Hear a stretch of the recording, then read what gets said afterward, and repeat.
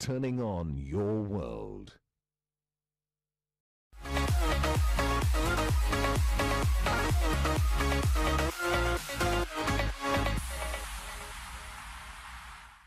Good morning.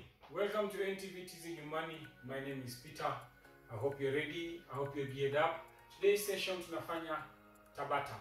So it's cardio, one of my favorite terms, pushing your cardio endurance, and I hope you enjoy the session. Gonna give you a good sweat.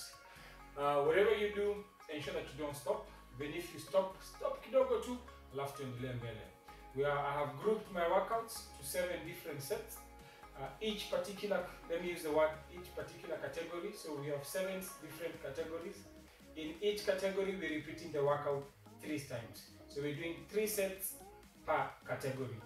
Each workout, we're taking 30 seconds workout, we take a 10 seconds breather.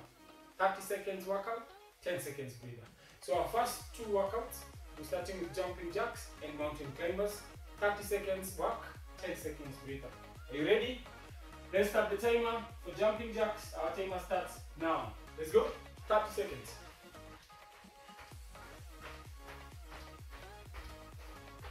So no counting, we're just working with time today. Till you hear the timer, then you stop. Then from there, I give you 10 seconds to breathe, then move on to the next one. It's cardio, it's going to be intense, and I hope you enjoy it. Twende kazi.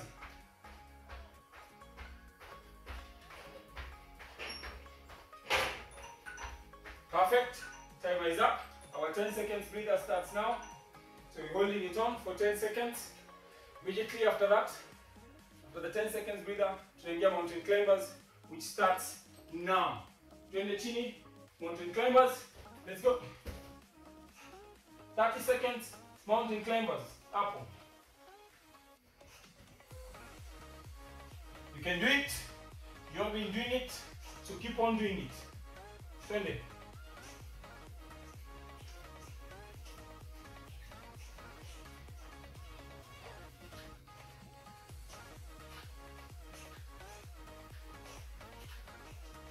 We're just getting started.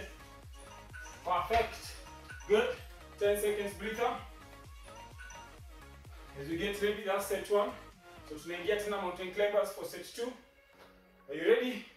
Our timer starts now. Let's go. Perfect. Good job.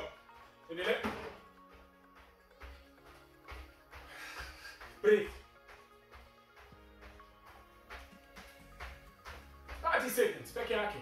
3 sets a category of workout, okay? And we have 7 to go. So 6 more to go after we're done with this one. Good job. You're doing awesome. Don't stop. That's what matters. Good job.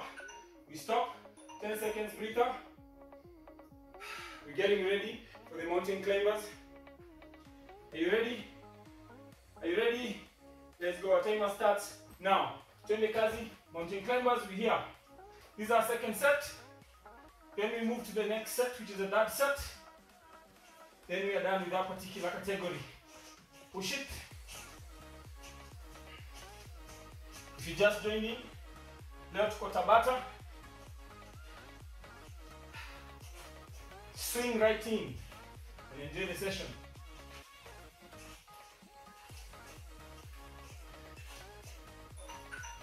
Good. 10 seconds breather. I want to keep your cardio high, your endurance levels. Tunaingia the last set, mountain climbers. Not sorry, jumping jacks. Let's start. 20. Jumping jacks. Let's go.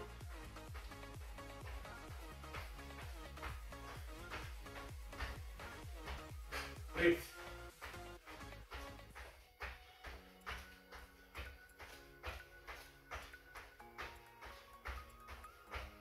Easy. Good job. Push it. Breathe.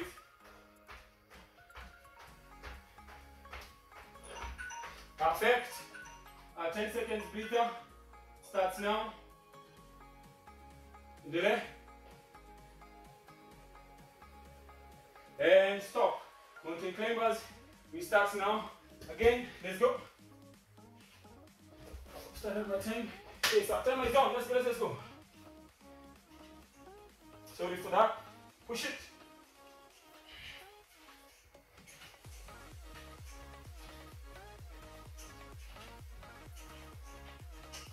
Good job.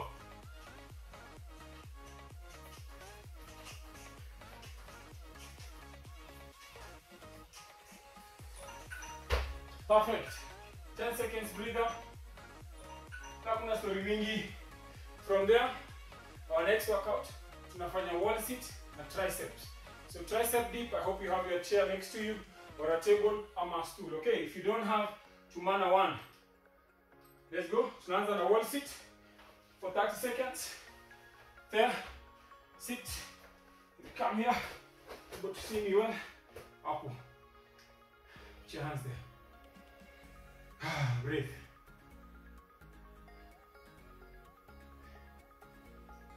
You can do it.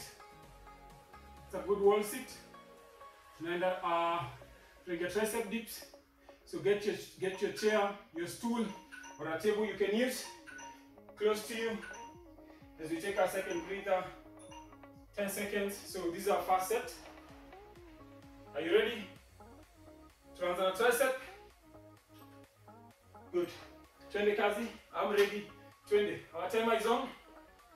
Remember, it's time. No counting today. The time. Whatever you do, we're doing it for 30 seconds only.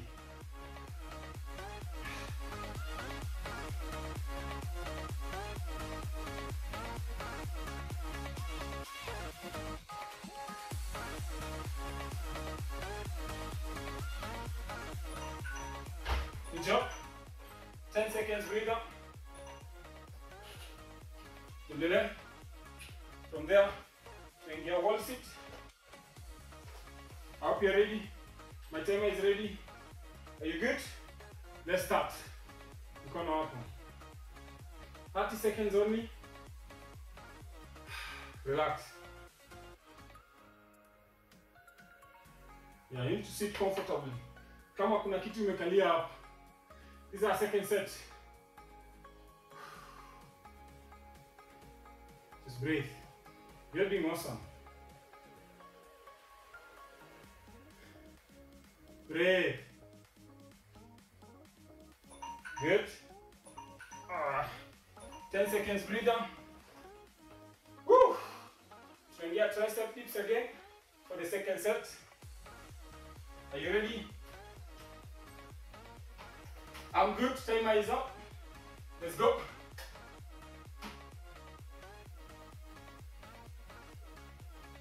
Control your movement.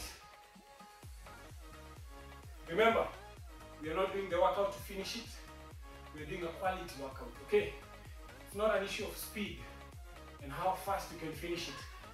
It's how effective the workout is going to be in your body. So easy. Ensure you have the right posture. Ensure you're doing the right thing. Good job. 10 seconds breather. Good.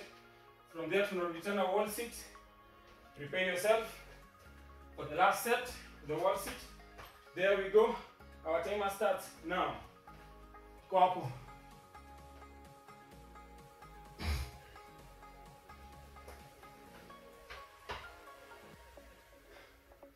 Keti hapo. I'm sure you're gonna feel your quads. Yeah. Just lean back on that wall and rest there. There should be an imaginary seat hapo chini umekalia. You should be feeling at home. Good job. Perfect. We are nailing it. Our 10 seconds breather is on. Tunaenda kumalizia the tricep dips. Are you ready? Are you good? Our timer is on. Let's go start. Last. We're on our last set. From there, prepare. Bring your high knees. Good. Easy. Easy. Bring your high knees with some push-ups. Okay? So next workout, high knees and push-ups.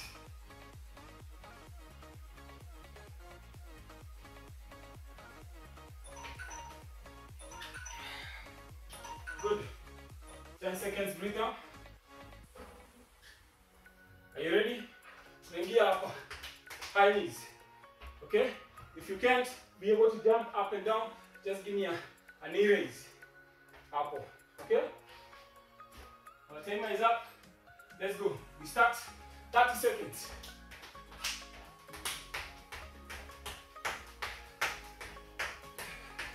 Let's go up. Take the knee up. Here. Look at my knees. Take them up. Land on your toes. Just move. Up.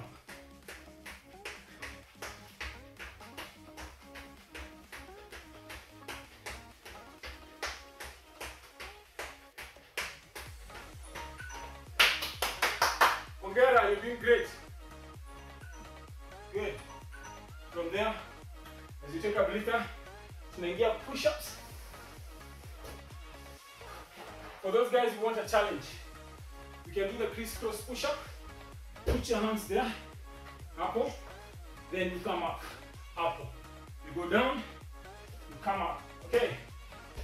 If you can't do that, only maybe the advanced. If you can't do that, let's go for the normal push-up. You can place your knees down on the floor. We do the normal push-up. Let's go. Crisscross.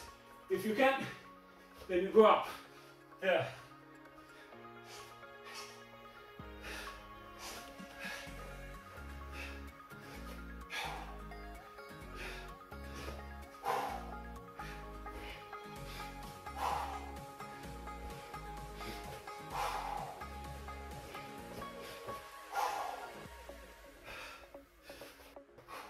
Slippery. Timer is up. I'll use a towel on the other one. Good job. 10 seconds, breathe up. We're already high knees. I'll use my towel there. My elbows are slippery. Are we good? Are we okay? Tunarudi tena. Tunaanza high knees. Let's go. Remember, if you can't do the high knees, just give me knee raises up.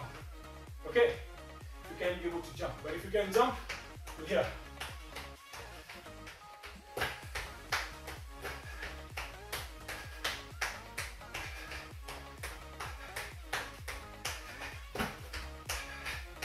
Breathe.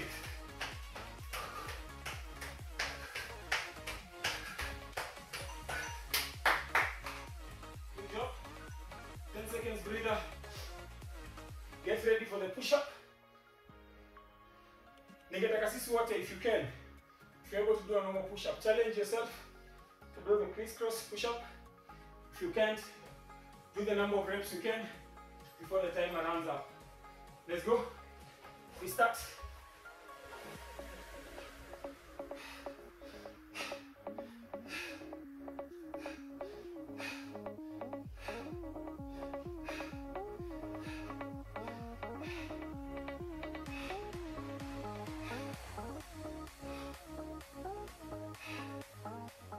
Easy. Good challenge, guys. If you're doing it like me, good challenge. Good. Time is up. 10 seconds breather. You come out of the low. You're doing it. Like I said, if you want to take a break, take a small break. But I want you to push your cardio up. Push that muscle endurance as well. Let's keep on doing it. Good job. There we go back again. High knees. This is the last set. We want the last set. We're there. The next workout, then your hop squat with some butt kicks. Okay? Hop squat and butt kicks. So get ready after this. You good? You there?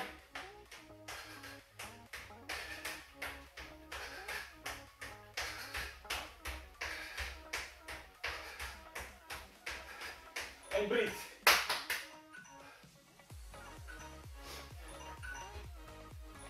Good job. 10 seconds. You can do it. Push it. That's why I'm doing it with you. To show you that you can also do it. Okay? I can also fail. I'm human. But I'm doing my best not to fail you. So don't fail me. Good stuff. We're back to the push-up. Let's go. It's a good challenge. Also challenging for me. But if you don't challenge your body to grow, who will? It's your body at the end of the day. It's your own investment.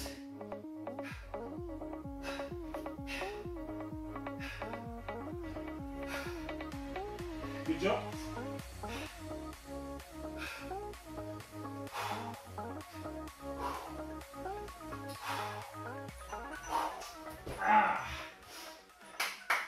Brilliant. At Empire Fitness we say, your body, your empire.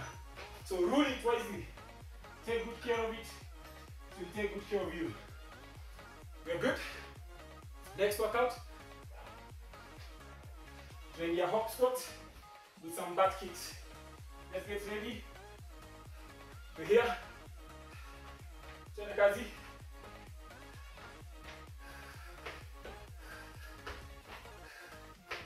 You can do it. It's cardio, don't complain. Jamani pati break leo. Pana. Cardio. Push it. You can do it. Easy. It's 30 seconds. Go on your pace. Just maximize on the workout and the time. Good job.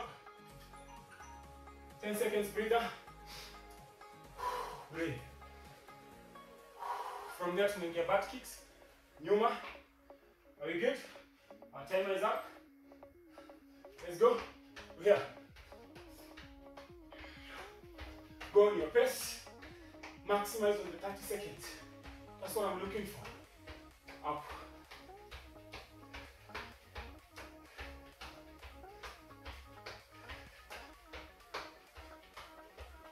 You can hack it. I can feel it. You can do it.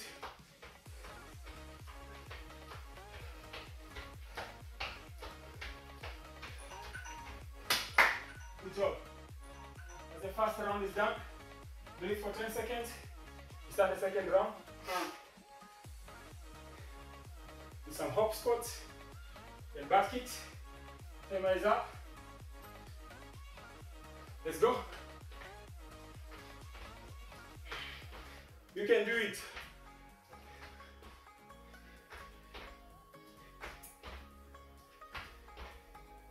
Usibishane na mtu. You're not competing with anyone. So you have 30 seconds. Maximize on the time. Give me the best you can. Don't cheat.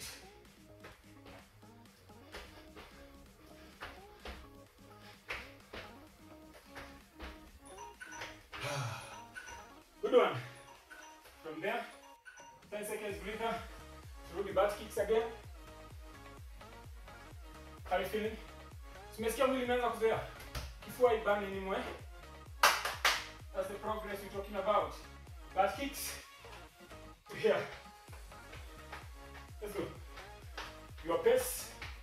It's your body. It's your workout. Take charge.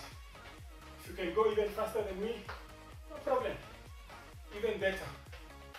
Otherwise, let's go.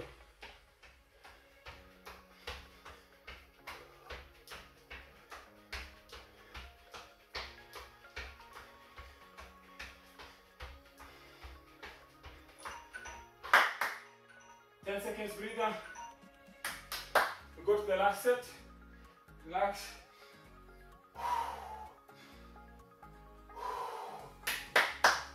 10 seconds are up. 20 hop squats.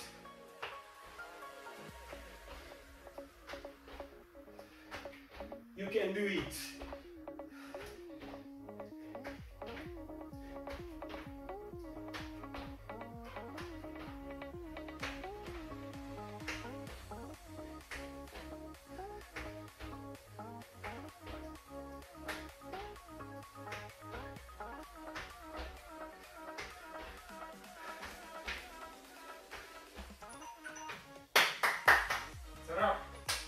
Good job. Rest. How do you feel? I give you some time. I give you 30 seconds. Okay? 30 seconds to breathe. Our next workout, tunaingia burpees with alternating lunges. Alright. burpees with alternating lunges.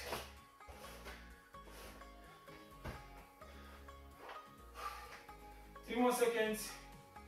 Our timer is up. Burpees for 30 seconds. Let's go.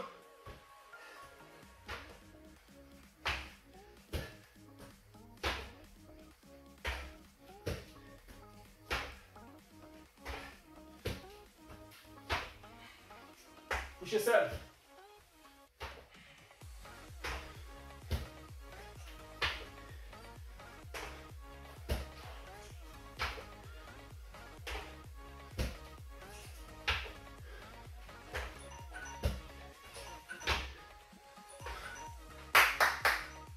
Breather. 10 seconds breather. Tuingie lunges. Alternating lunges. How are you feeling? Are you good? Good stuff. Thank you, thank you, thank you. Tuendelee. Alternating lunges, 30 seconds. Let's go.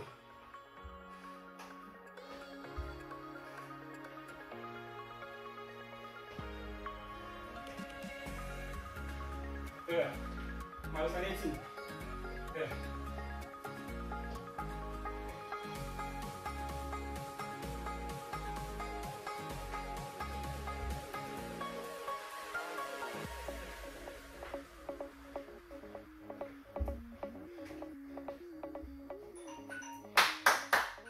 Woo! Awesome. 10 seconds breather.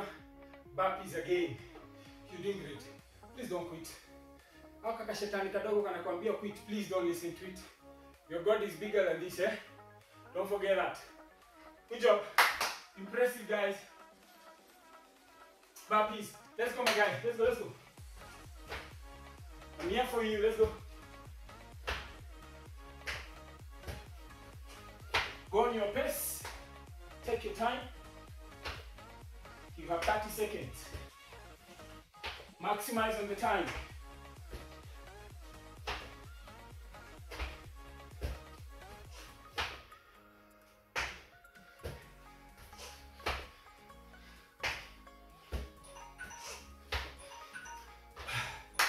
Good job.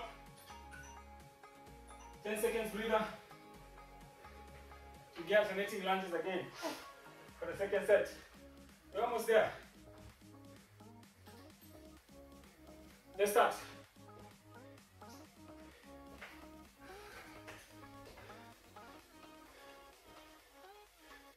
If you have dumbbells, you can even hold the dumbbells up.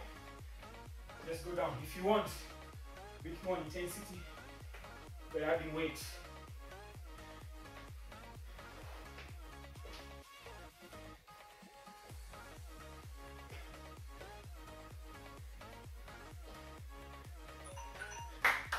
Good job. 10 seconds breather. Shamal is the second set. Go to the third set. You're doing amazing. Please don't quit. Please don't quit. Your life depends on this, eh? Let's go. Again. Burpees.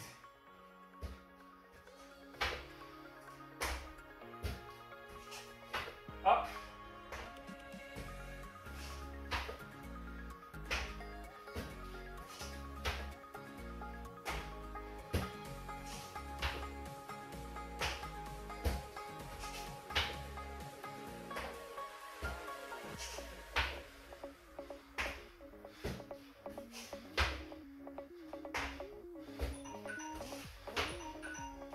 Woo! Awesome. 10 seconds. To get alternating lunges. How are you feeling? This is the best way to start your morning. I kid you not. Courtesy of NTV. You better stay tuned for more, okay? Good job. You good? Let's go. Alternating lunges here. Turn it.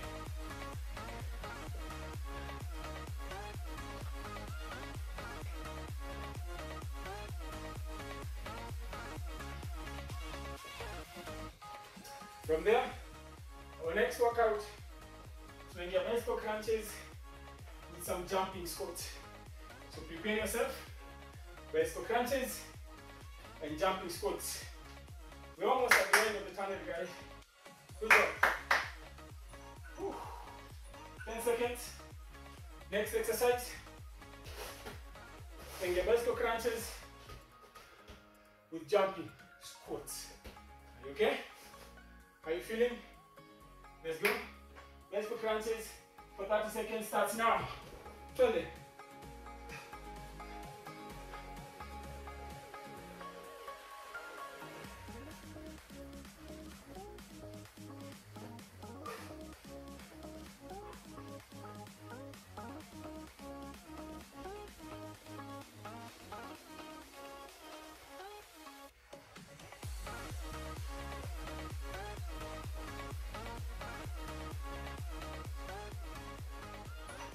Ah, yes. How are you feeling? 10 seconds breather. Smile. Some jumping squats just here. Okay? Let's go.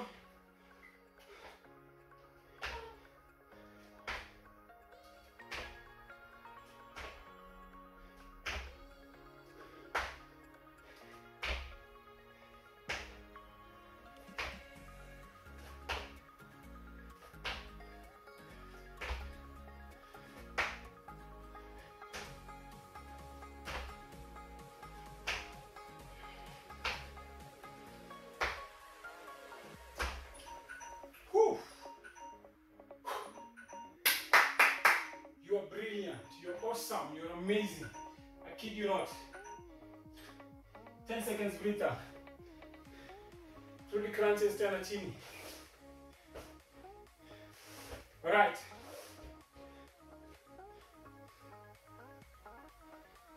If you can't do the bicycle crunches, you can do the normal up crunches.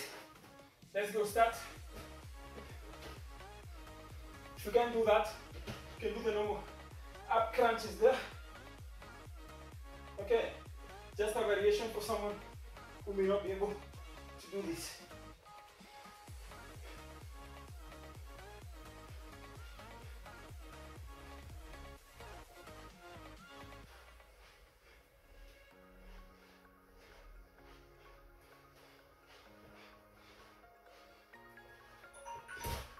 Oh my God. I hope you're loving it. This is all for you.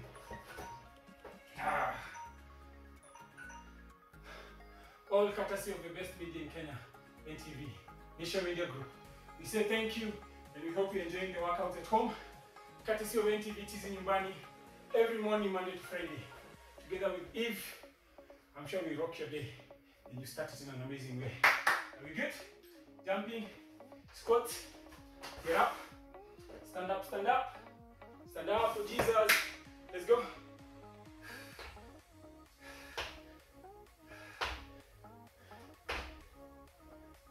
Give me sweat, see maji, even you I'm sure unaloa maji hapo It's sweat. It's your body starting to tell you thank you already.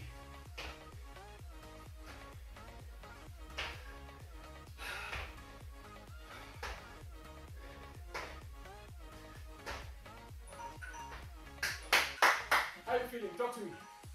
Are you loving it? Are you enjoying it? Good stuff.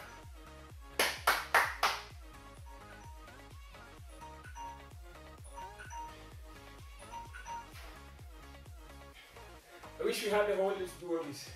Unfortunately, time is not on our side. Let's stretch. Remember, you can access this whole workout on NTV page on Facebook. Get the workout. Repeat it all. Push for time. Make sure you do each category a minimum of 3 sets. And I'm sure you feel good. Like I'm feeling good. The best way for me to start my morning. Very early in the morning. Still early. Almost 7. And I hope you have enjoyed it. Thank you for keeping me company. I appreciate and I love you. Here, the other side, Twist your neck round. The other side. Breathe in, breathe out. Out, breathe in. Out, breathe in. God bless you. Have yourself a good day. Goodbye.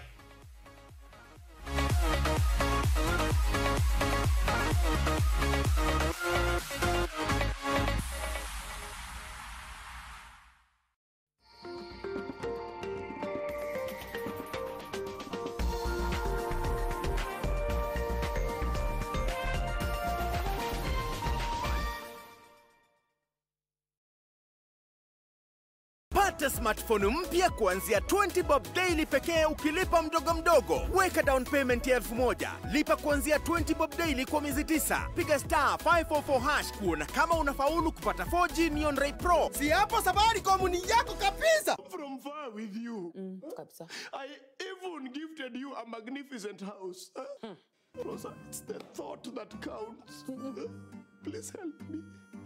When it comes to fever, you need to be both. Panadol Baby and Infant starts to work on fever in 15 minutes and is gentle on the tummy.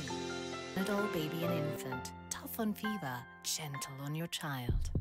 Finding the truth in these uncertain times has become certain. Possibilities for business even more convenient with the Nation e-paper. To enjoy this and more, simply dial star 550 star 1 hash for Daily Nation and star 550 star 5 hash for Business Daily on your mobile phone and get 50% discount on the e-paper. Yes, for just 20 shillings each, the truth will find you and more possibilities right where you are. Dial star 550 star 1 hash for Daily Nation and star 550 star 5 hash for Business Daily today. Terms and conditions apply.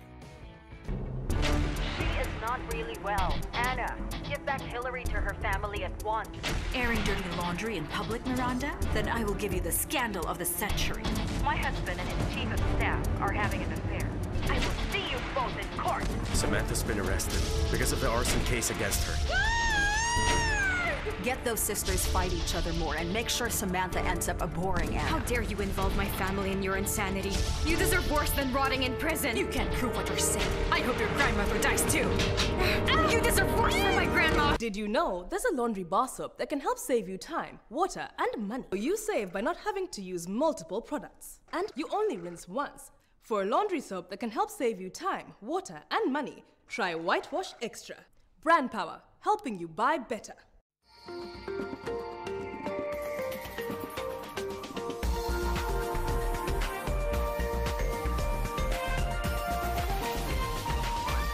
This is NTV.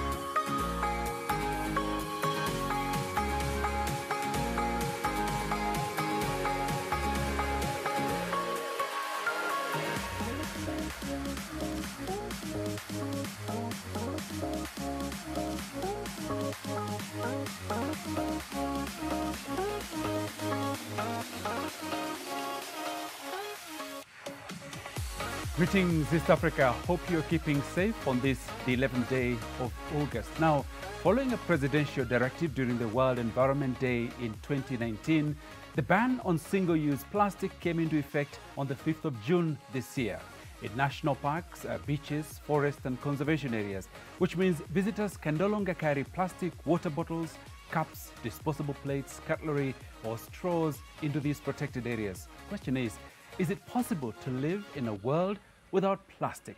How can you and I ensure that we have a waste-free Kenya?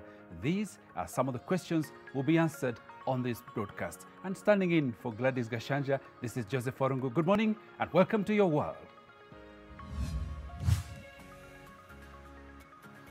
We have banned the use of plastics in Kenya, but we still have a lot of plastics lying around. Can we turn this waste into profit? All that coming up in a few.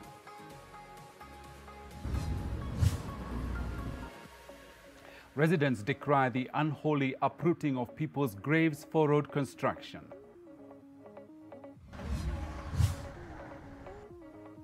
Foreigners stuck in France due to the virus restrictions are crying for assistance from their government.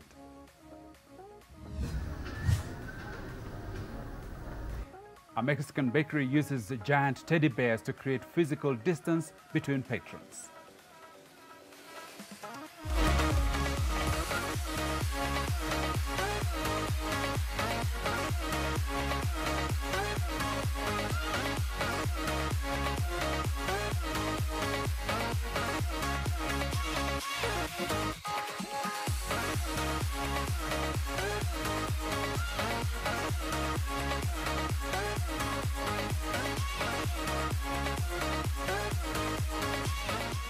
And this morning we're asking, how best can we create a culture of recycling waste in Kenya? Your comments, your questions, your thoughts, please share them on our hashtag #NewNormal. But just before all of that, let's look at the latest situation regarding COVID-19 around the world. These are the global numbers as at this moment, with 20,249,553 people confirmed positive for COVID-19 around the globe. And of these, 13,113,234 have been confirmed positive, have recovered rather, while 738,726 have passed on, sadly, as a result of the disease. In Africa, the country that has so far had the highest numbers, South Africa, 563,598 confirmed positive for COVID-19. Of these, 417,200 have recovered, while 10,621 people in South Africa have died as a result of COVID-19. Here at home in Kenya, these are our figures: 26,928 people confirmed positive, 13,495 have recovered, while 423 people have passed on here in Kenya, sadly, as a result of COVID-19. Across some of our East African neighbors, in Uganda, 1,297 people confirmed positive, 1,137 have recovered, while 9 people have died as a result of COVID-19. In Somalia, this is the situation there: 3,227 people confirmed positive, 1,728 have recovered, 93 people in Somalia have so far passed on due to COVID-19. In Rwanda, these are the numbers: 2,152 people confirmed positive, 1,392 have recovered, 7 people in Rwanda have passed on. And finally, in Burundi, not much change to these numbers: 408 people confirmed positive, 315 people have so far recovered, while 1 person in Burundi has so far passed on as a result of COVID-19. So that's the picture in our country, around the East African region, and also around the globe as far as the effects of corona or COVID-19 is concerned. Now, a number of churches and mosques in the Nigerian capital resumed services for the first time since they ended in March in a bid to curb the spread of COVID-19. Services resume with strict social distancing rules in place and at 50% capacity. Some of the biggest churches of the mega city announced that they wouldn't open their doors before September as they could not comply with the new conditions of worship. Thank you for the release and deliverance this morning, Father. Coming back after this, like 5 months and a half, I'm coming to church and worshiping God, being free, not watching it like you're watching a movie. Seeing the live choir worshiping, it was really, really something. I'm really excited. What they've done today is very encouraging. That's I didn't come with my children today. I wanted to see how it goes. So the whole setup was fine. They took our temperature, there was enough sanitizer, and there was enough space. We really break into 2 services, knowing that 2 services can take our members. But for the big churches, even they break into 6 services, 8 services, because they are quite large. Some of the really big churches are quite large.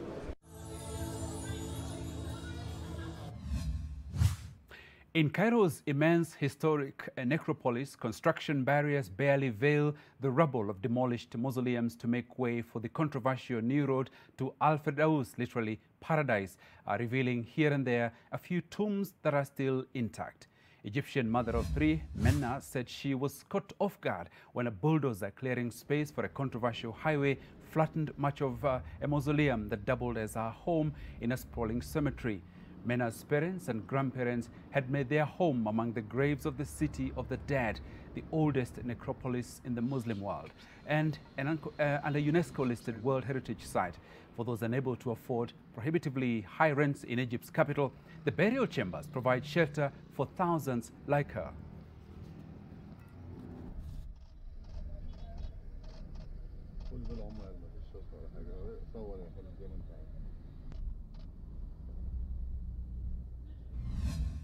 The coronavirus pandemic caused an abrupt halt to tourism in South Africa as the country closed its borders. But a recent easing of restrictions and renewed interest from South Africans to travel more locally has allowed game lodges across the country to reopen and host guided safaris. Down, like it's sort of a stalky style. Almost 80% loss in business.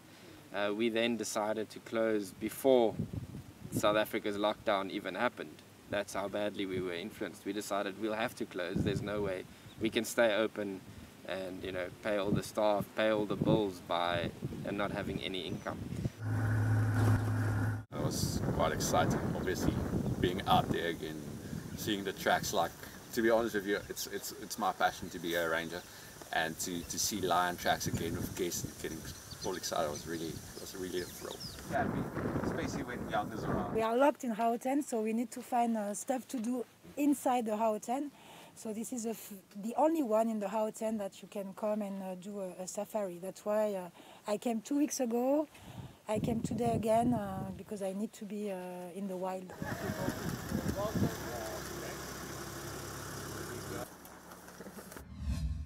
To West Africa now, and Senegal's Minister of the Interior announces the return of restrictive measures such as the compulsory wearing of masks in public spaces and a ban on beach gatherings to stem the spread of the coronavirus after a steady rise in the number of cases in the country.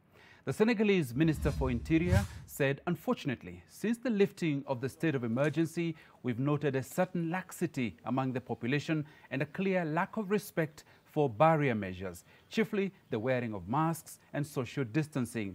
I would like to inform you that the following measures have been taken with immediate effect.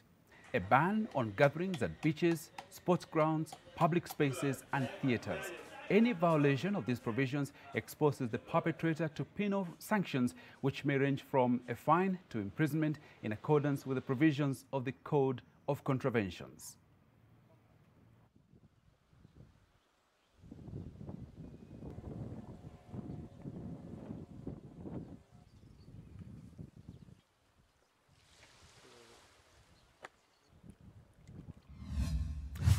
Back home, and here is a feel-good story. A 9-year-old in Trans Nzoia County is fighting the COVID-19 pandemic through her initiative called Jabe and I. She's been donating soaps to those most needy, as Anita Nkonge explains.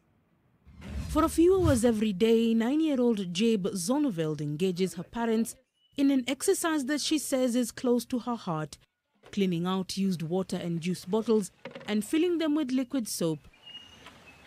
She later hands them to her neighbors in the community. The young environmentalist is committed to a clean environment. This is a message she passionately ensures is spread to her community in Kitale town. After exams, we had planned to go clean up town and museum. Then COVID-19 came, so I was donated some bottles and soap. So I decided to give out bottle soap. Her campaign demands that she supplies the liquid soap to a larger population. But as the demand grows, the young girl says that the little resources her parents can offer are also running thin. Most people are willing to give, but they don't have the money to give. We can't move from one place to another to ask for funds. Hii mambo ya corona, itakana watu wanawe waoshe mkono, nikanunua sabuni lita 40, nikaweka kwa nyumba ili tusaidie kwetu. Alipoona hiyo sabuni, akasema, "Mam, niko na machupa nimekuwa nikiweka hapa ni zangu za kucheza, lakini ni machupa mingi. Hii sabuni nyo umeweka hapa. Wale watu wenye ni maskini kabisa hawana sabuni, watatoa wapi? Nataka unisaidie sabuni moja ambayo ni 20 liters nigawanyie watu wengine." Nikashindwa mtoto anasema nini. Nikamwambia mam, sasa hii lita 20 hata ukigawanya kwa machupa hizo ndogo itafikia watu wangapi?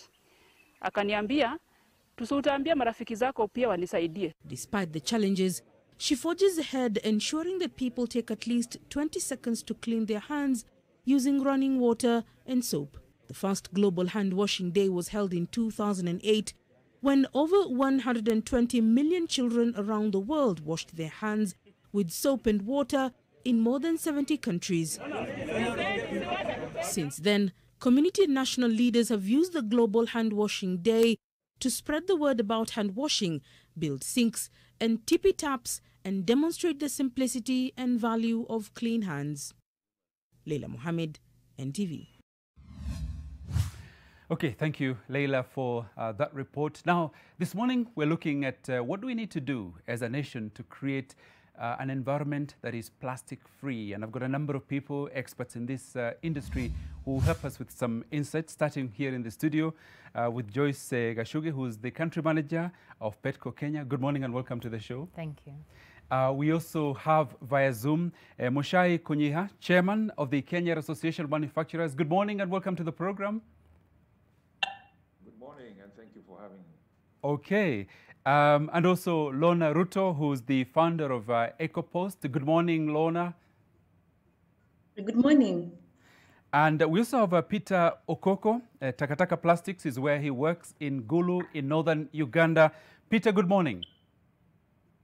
Good morning, and thanks for hosting me. Okay, well, let me start with you, Peter. Just before we talk about plastics, how has this pandemic changed maybe the way you work? What is your new normal? What have you had to adjustments are you making? Well, our new normal is making face shields from plastic waste, and we had to make that change soon after we got the first case of COVID-19 in Uganda. Initially, we were making construction materials out of plastic waste. And in terms of the way you work, are there any new restrictions? Have you changed the way you actually do the work? Yeah. We've kind of changed. I mean, there are restrictions on movement from one district to another, and this part of the country, Gulu, being next to the border district, it's kind of very tricky, like in the way we do our operations compared to how we used to handle it in the past. Okay, thank you, Peter. Well, we'll come back to you to discuss the detail of what you actually do. Mr. Muchai, what is your new normal? How has your life changed since the pandemic? Well, everybody's life has changed, as you can tell. We've almost forgotten what the old normal was. So here I am at home having an interview in the morning, which would not have been normal. So it's definitely changed a lot. We were counting the number of days we've been at home, actually, without traveling, because we are, in business, you are constantly traveling across the country or even the region to find business. That has definitely changed. And I think also the social cost is high, not just with our colleagues at work where you don't get to meet as often, but also with friends, with family. That's had a bit of a cost. You want to meet people, have a laugh, some nyama or something. And that's causing some discomfort from what it was. But work-wise, I think a lot of factories and businesses have been able to try and retool, restructure themselves so that we have people working in shifts and socially distanced. But it's been difficult and with a big burden, I think, not just the work itself, but also the social cost, like I was saying earlier. Okay, same question to you, Lorna. What is your new normal? There's been quite some changes. Clearly, for the first time, the world has been affected, all citizens of all the world, by a pandemic that has never not been there in many years. And this is something that does not discriminate the rich or the poor. So for me, it's been, this has really exposed a lot of weaknesses, even in our systems, in our structures in the company, and even just in the world at large. And it has, for us as EcoPost, it has helped us to be able to look at innovative solutions that have no blueprint or any research to use as a pilot to come up with solutions. So it's quite interesting.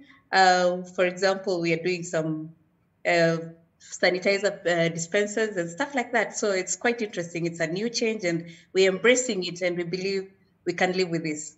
Okay, and Joyce, now Muchai says we can't quite remember what the old normal was. What's your new normal? I think for me, it's like everybody else, my new normal has been disrupted. Social infrastructure, social norms, a sense of, it almost feels like nature has made us reset, you know, take a step back and give it some breathing room. But for us in the recycling sector, it's actually even been worse because we've actually experienced almost 95% drop in recycling rate, yet we've seen an increase now in the demand for this same plastic that is being used for anything. Like Taka Taka has said, you know, he's using it to make face shields now, sanitizer containers, and even our masks. Everything is being made from plastic. So we're going to see increased waste, but there are so many issues around the safety and health concerns that I think for everybody, this is a new. So we need to figure out, take a step back and realign. Okay, yes. So let's have this plastic conversation. Well, the conversation will be a lot more deeper than plastic. And I want to start with you, Bwana Muchai. Now, what's our state of plastics in Kenya? Where are we at? We know we have a goal in terms of trying to reach a plastic-free environment, but what's our current situation, would you say? Well, I think we are still a long way on our journey, but the good thing is we've started a journey. Plastics are very useful in many arenas, many uses. I think Joyce has just mentioned some of them. We are finding how useful they are in health at the moment, in terms of they are not porous and light. They can be used easily. They can be made very quickly. You've heard, Lorna, how they can quickly refurbish their production to adjust them. So they're very flexible. So they're very useful for us. And I think in our market, in many ways, we will continue using plastics for quite a long time. That is necessary. Where the challenge comes is about plastic waste and what do we do around the waste, especially when we have single-use plastic. How careful are we as a society and as governments, as you know, whether it is county or national government, in making sure that plastic waste is not left in the environment, because that's the key issue. So we've had some progress, I think, with the bags, the single-use bags ban. We definitely saw a lot of the jualas reducing in the environment, but there's still a lot more plastic that needs to be dealt with and that can be recycled. The key thing we've been pushing as the Kenya Association of Manufacturers is a circular economy. And that the emphasis of that is to say that the plastic, even after you use it, has some value. It is not waste. So it is trying to get those value chains working so that people can extract that value, whether it is making face shields like our friend in Gulu is doing, or making posts or new containers. There's always value that can be used in it. So we've started that and we've kicked off an extended producer responsibility scheme. We had already been working with Joyce and Petco earlier, and we are continuing with that, trying to get manufacturers to take their role in making sure that we can encourage and use more recycled material. Oh, okay. And to you, Lorna, just before you go into the actual plastic waste management, the state of plastics, as far as you're concerned, what are your thoughts? As far as I'm concerned, there's so much plastic in the planet. There's over 6 million tons already, that will take so many years to disintegrate. Clearly, plastic takes millions of years to disintegrate. So it's something that is there, even with the ban of single-use plastic.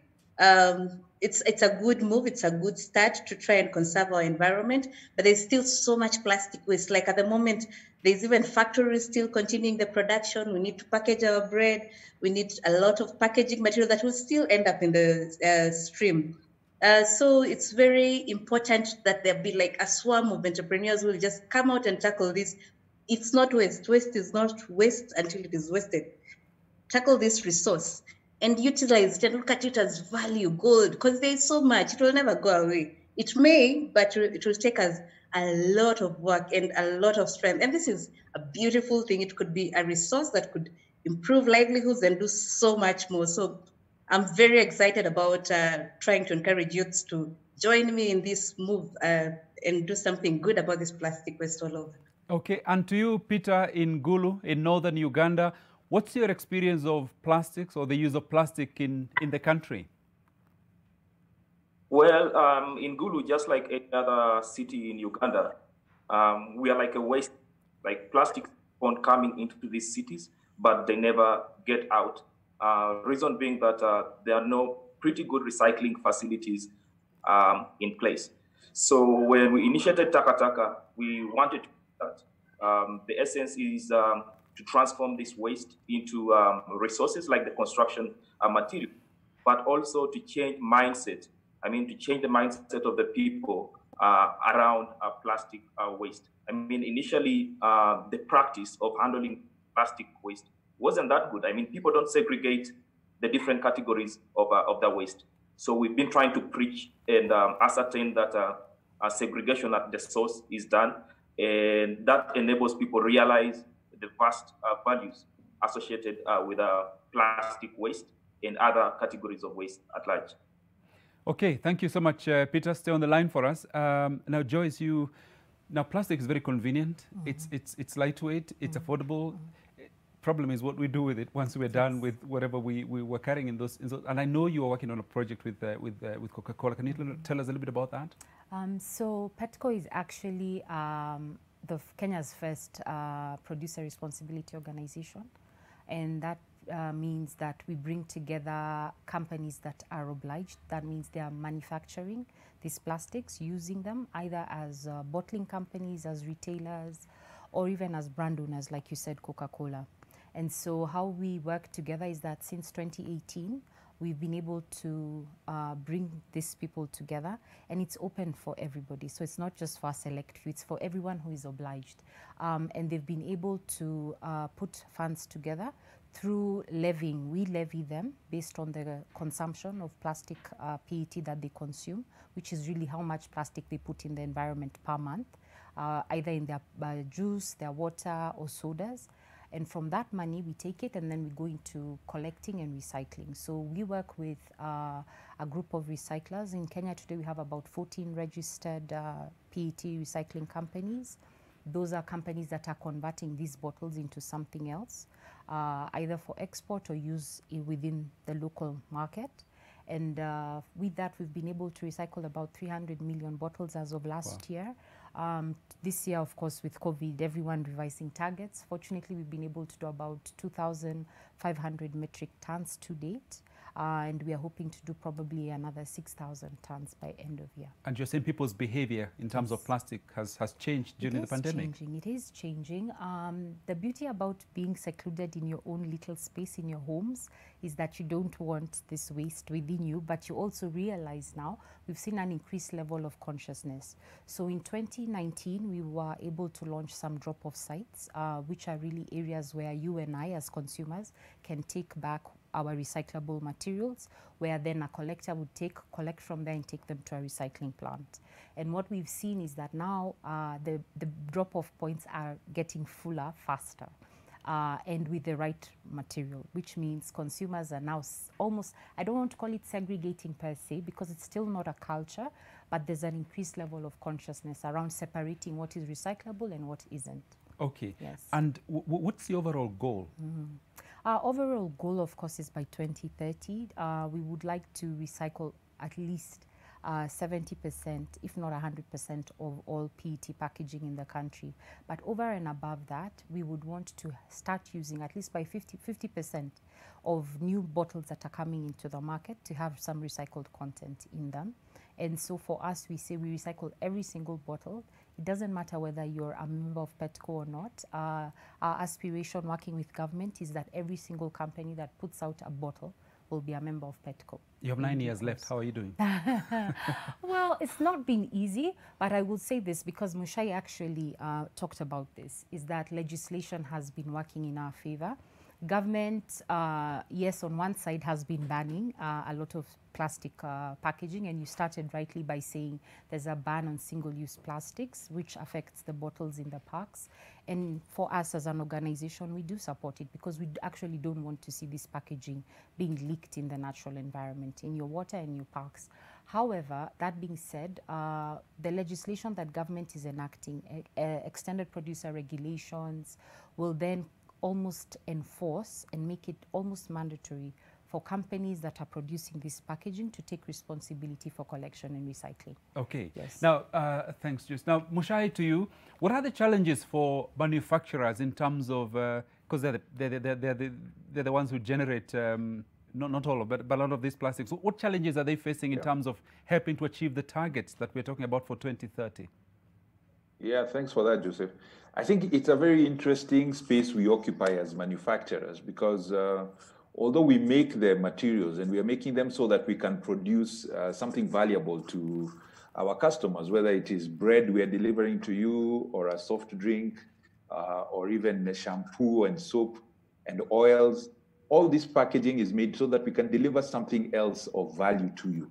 And the challenge becomes for manufacturers that after we have given it to you, what's our role in that? What is we are no longer there. So it is a bigger issue than just manufacturers. It is also a consumer issue because we all have to take part of it, part of the responsibility for these issues. And we all live in the same environment as well. So if we pollute the environment, we are all going to struggle for it. What we have done as manufacturers is say, let's start a forum or a basis for which we can have a conversation around these issues. Because these issues are, they're cultural, they're social, there's economics, there's a little bit of politics because of the structure of counties and national government who's in charge. So having that conversation is what is important. And so last year we launched and we started and worked on something called the Kenya Plastics Action Plan, where we said, how can we get all these people together and start having a conversation about sustainable use of plastics? Because it is, the question is that, how do we make the use sustainable? Because the use, it is very useful. If we take something like beverages, if you put them in bottles, the carbon footprint of making bottles, transporting bottles is way, way much higher than what you'd expect or what you'd get from plastic bottles. And even in the environment, if you take the environment broadly, you may not have litter, but you are causing other problems in greenhouse gases, etc. So with the action plan, we have put together some thoughts and ideas around what we could do to make sure that we can use plastics sustainably. And I think it is also, let's say, it's the first in a policy which can be used for many other things. We look at things like electronics. We need to think about electronic waste. If we think about things like timber, how are we going to keep our forests growing sustainable? So it's the first in many areas we hope we can be working on and start saying, let's all sit together, environmentalists, consumers, all stakeholders. We sit together and discuss how can we use these things sustainably, make sure we are using them for the benefit we can get out of them, but also that they don't end up in the environment and causing problems. And like Lorna said, there is so much value that we throw away in there. We can bring it back in. Okay, thank you for that, Moshem. Just before we get into the actual action points and what we need to do even as consumers. Now, recycling waste isn't just good for the environment, but for some residents of Dandora, it can get you food and other valuables. NTV was there earlier in the year and brings us the story of the waste bank that offers the residents incentives to recycle their waste and invest in the future of their environment. There is a different form of currency in Nairobi's Dandora estate, which has enabled the community purchase commodities such as flour, sugar, and books. And the currency is not money, as we are all used to, but household waste. Millicent Auma is a mother of two and a member of Taka Bank, an initiative that was started in 2018. Every member of the group is expected to collect their household waste. The recyclables are then taken to one collection point. Kuweka paka ifike time yao wanataka, iendi hata mwezi naekanga kama kitu kama 2 weeks. Nimetosha naenda na pima. Imenisaidia. Siwezi kosa unga, siwezi kosa sukari kwa nyumba. Pale tuko wa mama 20. Auma says she has been collecting this waste for 2 weeks. At times, she picks some on the road or in the drainage. This is because there's value attached to the waste. She can trade it for some household essentials at the Taka Bank. The Waste Bank rewards residents for trading in their recyclables. The collection point is just a kilometer from her home. Taka Bank was started by a group of 11 young people with a simple mission: to encourage the locals to recycle and reduce waste. Now, more than 150 people have signed up. Here they bring their waste on a weekly basis. Every mound of waste deposited is counted and the total multiplied by 5. The member then gets points which they can redeem for foodstuffs. All members of the community are allowed to have an account at the Waste Bank. Tuna link youth group na recyclers. Yeah? So actually recyclers wanakuja on board. Zile vitu zenye zilikuwa zinadiscardiwa anyway, sasa ziko. Sasa hizo tembea hapa phase 4 upate chupa ya maji ama hata karatasi ya maziwa imerushwa tu maybe kwa drainage. The minimum operating balance is 250 points. This can only get you a small packet of leaves. A small incentive, but that has had a huge impact in creating awareness on the importance of conserving the environment and providing income for youth. Kuna venye takataka ina reward. So through World Taka Bank imetusaidia hasa kama jamii ya Dagama tukiwa hapa Dandora kuhamasisha jamii mzima ya kuwa kuna mbinu ile wanaweza tumia hiyo waste wanatumia badala ya kuiachilia iende kutupwa ikiendelea kujaza dump site. This type of waste bank is, however, not only confined to Dandora. Ikaenda mpaka Korokocho, ikapita ikaenda mpaka Kibera, ikafika mpaka Dagoreti, ikafika mpaka Umoja, Molem. Sasa tunashukuru Mungu iko mpaka Nakuru. The youth in charge of this initiative have also been involved in cleaning up the Nairobi River. They hope that if they can manage how household waste is handled, it will not end up in the river, making their burden of cleaning up the saline waters that much lighter. Sharon Baranga, NTV. Now, Lorna, we saw there youths getting busy, getting incentives from helping clean up the environment and helping us move towards, managing our plastic waste. You're a big advocate of engaging the youth. What more needs to be done? Yes, I'm actually very much passionate social entrepreneur with a vision to have a green Africa free from poverty. And I work with a lot of thousands of youth and women groups who now we collect this waste and then we sort it and then we take it to the factories for processing into valuable substances. That has a lot of impact not only on the environment, even on improving livelihoods. Waste does not discriminate the rich and the poor. It's something that can be used, like those youths have just mentioned. We can take this. If all of us, most of us looked at this waste as value, there will be a world without waste within a very short period. What we need to do is probably come up with innovative solutions. Sometimes these solutions comes from the amateurs, not necessarily the professionals who have been there coming out with all this experience over the years. Sometimes these solutions can come from such sun-scorched places haunted with madmen, like the dump sites. And like EcoPost, for example, we've come up with ways of creating posts using material that was otherwise destined for the dump site. These were very dirty, oily plastic, things that big experts with big factories in manufacturing have tried to utilize, and all they can do is just dispose it. And it ends up clogging the streets, clogging our sewers, and even creating all these pollution problems. If youths can come up, not look for even something that has been done online or whatever research as pilot, we'll be able to tackle these solutions. And what we'll be looking at waste is it will be trash to cash.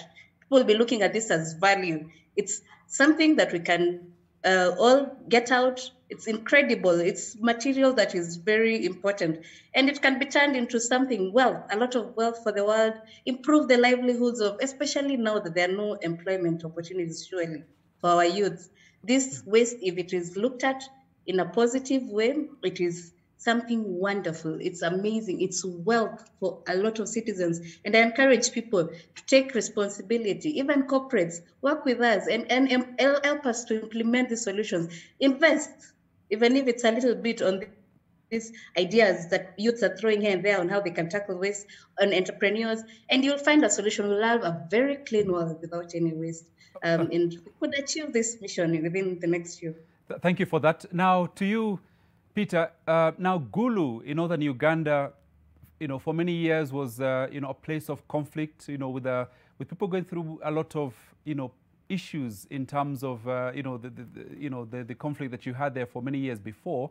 So how much awareness is there in terms of the community about managing waste or plastic waste? Well, at the beginning of the year, we started a campaign called Make Gulu Green, which had two aspects. One was a community sensitization about waste management. Then the other aspect was a school outreach programs geared towards educating the pupils in different primary schools about waste management. And ever since we started it, I think we've reached out to more than 10,000 individuals within Gulu alone. And fortunately, more initiatives are coming on board and spreading the gospel about waste management. And the other aspect is we've embraced public-private partnerships. So we work closely with the local government, because we realize that through the local government, we can reach to even more individuals and have the gospel spread across Gulu and northern Uganda at large. Now, Peter, I noticed that you call your project or your work Takataka Plastics. Does that mean Swahili has now reached the northern part of the country in a big way? Yeah, well, we realized that almost 5 countries in East Africa do speak Swahili. People speak Swahili in Congo, Rwanda, Tanzania, Kenya, and even Uganda. So we have a goal of not only operating in Uganda, but also reaching out to other countries within East Africa. So we thought of a name that could easily be understood by all these other countries, and that is Takataka. Then the other aspect was that through the name Takataka, if people see the products that come out of this, it kind of changes their mindset about waste management. Yeah, so that's why we went with that Takataka Plastics. Yeah. Okay, so Takataka can be something unataka because it's good. Now, Muchai, let me come to you. Rwanda has had a very robust policy of managing, plastic waste. Are there lessons we can learn from them or elsewhere? Yeah, absolutely. There are very many countries, and when we did our action plan, we did look at other countries and see what it is that they are doing. Especially in Northern Europe, by the way, in Scandinavia, they have fantastic systems that they have built over time that help recycling. Even like their bottles, how they collect them after, the way people segregate waste at source, like I think Lorna was mentioning, was it Fred earlier, that in your home, when you throw away your plastic, you segregate it. So there are very many global examples of what people have done and been able to control plastics. In fact, one of the interesting challenges when we were doing our study is that if you take the per capita use of plastic in Africa or Kenya, we are about 1/10 of what they do in Europe in terms of what the per capita use of plastic is. But when you go to European streets and European countryside, there is no plastic flying around or lying around. They have found ways and systems, which again, it's partly that government, the local governments and so on have systems. One of the things we noticed is like rubbish bins. For a long time, I think now we are trying to rehabilitate the city center. There were no rubbish bins in the city center. And if you take a place like Rwanda, which I like to use as an example, every business that opens must have a rubbish bin in front of it so that the rubbish is being put somewhere. So, this thing, the rubbish doesn't walk away on its own. You have to think through systematically, where is that Who is going to take that rubbish? How is it going to go? And who is going to be responsible for it? So one of the things we've been encouraging, for instance, if you have a kiosk somewhere, the kiosk itself must have a rubbish bin in front for the users, because you'll buy queen cake or you'll buy some bread or something. Where do you throw that rubbish after that? And then after that, there needs to be a system to take that rubbish away from the kiosk so that it's taken either to a recycler or to somebody else who's dealing with garbage. There's a whole thing of making it systemic in how we can do it. And that's why we came up also with the action plan, saying that let's deal with this systematically and engage government. So we've been trying and working with national government at NEMA, with the National Environment Management Authority and the ministry, but also with counties, because actually waste management is a county responsibility, and we need the counties to get a uniform method of how to deal with their waste. Okay, now same issue to you, Joyce, and turning to consumer behavior, which is where the battle begins. We already struggle as a people and as a nation in terms of littering the streets, let alone plastic. So where do you begin this struggle? I think if you listen to everyone who's spoken here today, you'll hear them talking about a value, and that's the issue. So what is the value? So the reason you or somebody else, I say myself now, I don't do it, but most other people would consume something and throw it out, is because there's no value they attached to it. The value was in the product. And so the issue for us as Petco has been, and for government as well, is two things.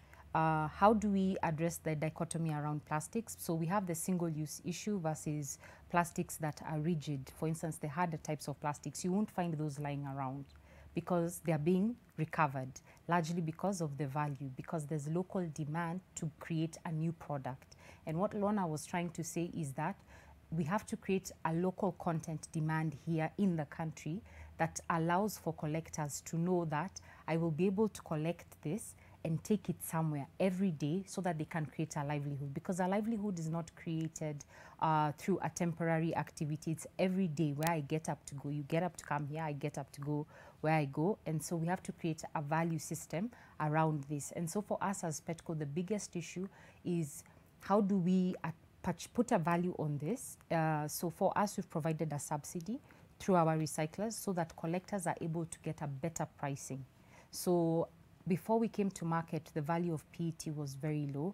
You'd find collectors being paid 3 to 5 shillings in most cases per kilogram. And a kilogram is about 40 bottles of the half-liter bottle. So you can imagine to get 10 kilos, it was such a tall order because that's only 50 shillings at best and for about 200 bottles. So with our subsidy, we've been able to see the price grow steadily to about 23 shillings per kilogram. And so people are going home now with at least 1,000 shillings. So it doesn't look like much. But when we go down to, for instance, Takabank, you can see they're saying, I'm able to buy food. I'm able to provide something for my family. And so for us, it's about attaching a value. And that's really the model of creating a circular economy and extended producer responsibility. Okay, yes. Thank you so much. Now, in May of this year, Kiambu County received 100 isolation beds in a bid to prepare itself against COVID-19. Kenya Medical Training College in Thika received 50 of the beds, while the rest were distributed to various centers across the county. These beds had unique qualities. The beds of recycled materials such as plastic bottles, polythene bags that make it resistant to water, fire and bacteria was donated by Kivian Kenya Limited. The company, through its chairman, expressed the need for the government to adequately arm the health providers to ensure they're prepared and well protected as they fight coronavirus. Joseph Karanja, the principal KMTC, Thika, revealed that through a collaborative initiative with the Ministry of Health, the college had already secured all bedding and other necessities, making it ready to accommodate at least 50 persons put in isolation in Kiambu County. Established Karori Medical Training College and Kiambu Institute of Science and Technology KIST as other quarantine centers with the capacity to isolate 175 patients collectively.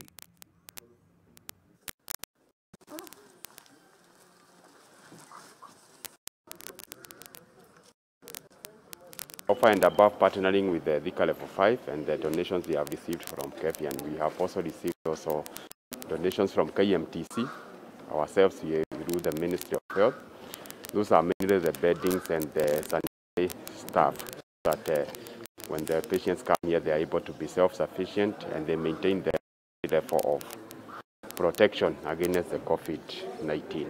I would appeal to my fellow businessmen to actually come out, because if we have one of our citizens in Kiambu with this disease, you do not know how many people could be infected. And therefore, that's why I say, let's all prepare for the unexpected. Let's all sacrifice our money and our time to join hands and to bring this awareness to our people. Shai, this is a good example here of manufacturers turning waste, plastic waste especially, into something that actually can help society. Are there other examples that you can mention of what manufacturers are doing? Yes, thanks. And I think Mr. Kimani there from Kevian is a good example. They are also founder members in Petco and very active in KEM on this project that we've been doing on plastics and recycling. We've seen a lot of recycling going on, I think, like I said earlier, it's not just plastics, but even if we focus on plastics now, we've seen, I've seen companies that take plastic and oil. We've seen people turning them into furniture, different types of boards and so on. So in fact, it's amazing how many uses that recycled plastic can be put into. You know, that people can actually recycle it and make it into everything. We've had people looking at making clothing out of the PET that can be recycled. So the opportunities are multiple. And in timber, for instance, there's been a lot of recycling of old crates to make beds as well. We know people are recycling paper as well to make, hardboard and that kind of thing. So there's a huge, huge opportunity. And like Lorna said, the opportunity for jobs as well, because what we really need in our economy, we know, is jobs. And these are opportunities that can create jobs and wealth, because these are things, we were talking just the other day at Strathmore, is we are throwing them away like we have excess. But we are in an economy and a part of the world where we really need to grow our economy. We don't have that much wealth. So if we are throwing away things that we can use and make, extract value out of, we are really to be pitied. We need to make value out of them so that we can continue growing our economy, create more jobs and opportunity for our youth. Okay, now to you, Lorna, you have an ambition for a green Africa. What are your baby steps as at this moment? Yes, so far we have been able to withdraw over 3 million kilograms of plastic waste from the environment. This is the waste that would have otherwise been thrown out there, littering the streets and clogging the sewers. We've been able to take this material and recycle it to manufacture very aesthetic and environmentally friendly fencing poles and signposts. Also, they can be used for building and constructions. And we've been able to create over 50 direct jobs right now for people working in the factory, and over 2,000. This is especially for the youth and women, as I was talking about, working outside there and trying to improve their livelihoods. We've worked with these women, and I look forward to even working with creating over 50,000 plus job opportunities in the next 5 years. And in the next 10, we hope there'll be trillions, or let's say thousands of job opportunities for people in waste, because if we take this waste and create it into a value, there should not be a lack of employment opportunities, especially for the youths. Na kazi ni kazi. I would encourage all youths to go out there and try something. All work is honorable. Don't have to say, oh, this is not a white collar job. It's not so cute. It's not so beautiful. I mean, there can be a lot of value from this waste, and we can create it into money. So yeah, so far I'm on my way and we're getting there. What challenges are you facing, briefly?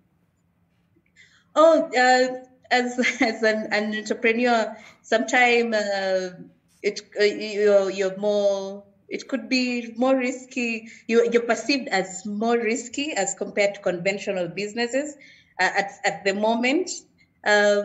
You would go probably to the banks and they'll say, oh, you don't have all these wonderful collaterals. But then at the end of the day, once you start something, I think the capital normally will just follow you. So I'd encourage everyone to not look at that as an excuse. I normally don't say there's problems. We don't have problems, only challenges.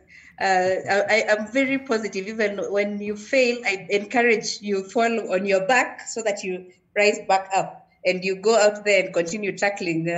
I think of as every failure as an opportunity, as a lesson. So for me, at the moment, no problems, just a few challenges here and there, but we are getting there and we are going strong. And we're going to create a world without waste, I tell you, because it's just a matter of belief. If you believe in something, success begins with a will, and we're going to make it. There'll be a very clean, green Africa free from poverty, I tell you, in the next few. In Jesus' name. Okay. Very positive spirit there. Thank you so much. And as we are discussing plastic waste management, the moment is that the Speaker of the Elachi has resigned. We and details just as soon as we have more on that report. That's the Speaker of the County Assembly of Nairobi, Beatrice Elachi, who has resigned. Now, let me cross again to northern Uganda. Give me a sense of how many shields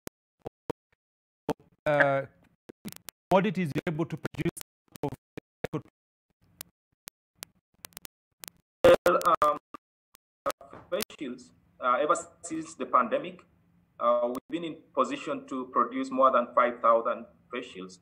And out of these, we've donated about 3,000 to public health facilities around Uganda.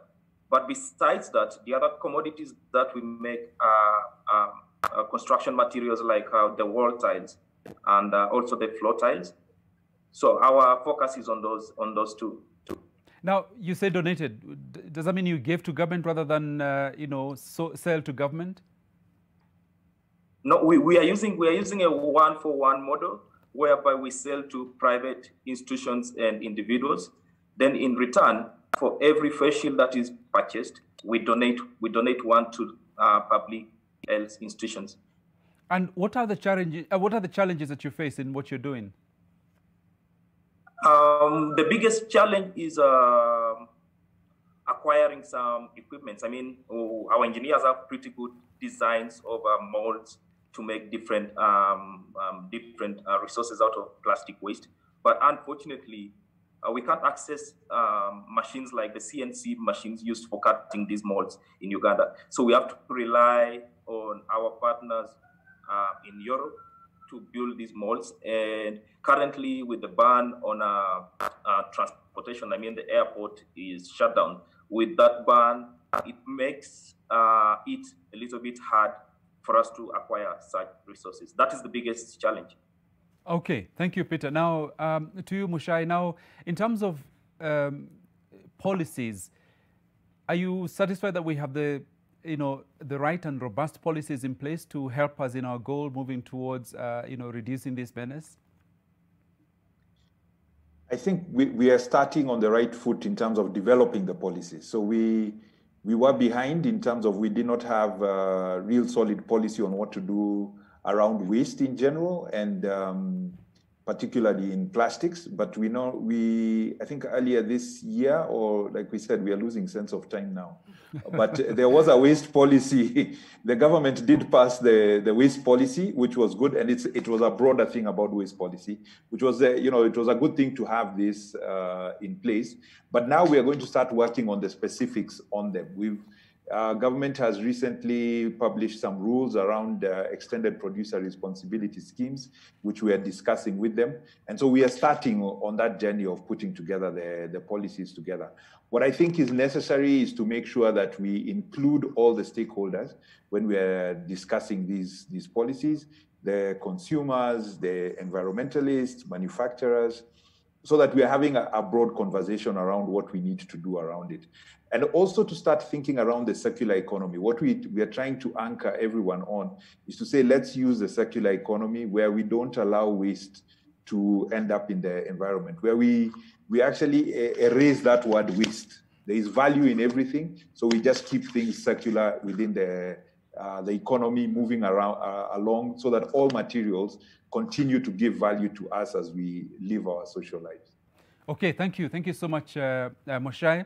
Now, we'll take a short break. We'll be right back with Your World and more on this conversation on plastic waste management.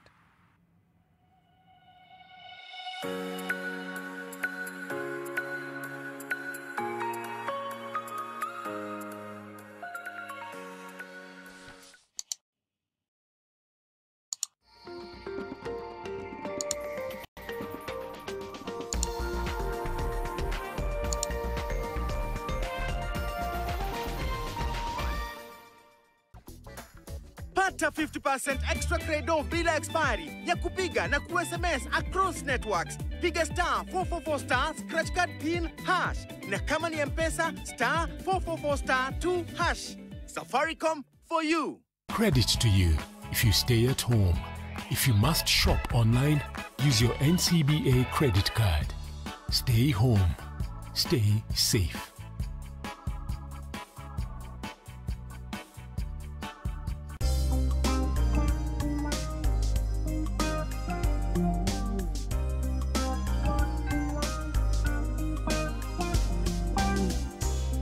Ndovu flowers are fortified with vitamins and minerals to provide wholesome goodness for the whole family.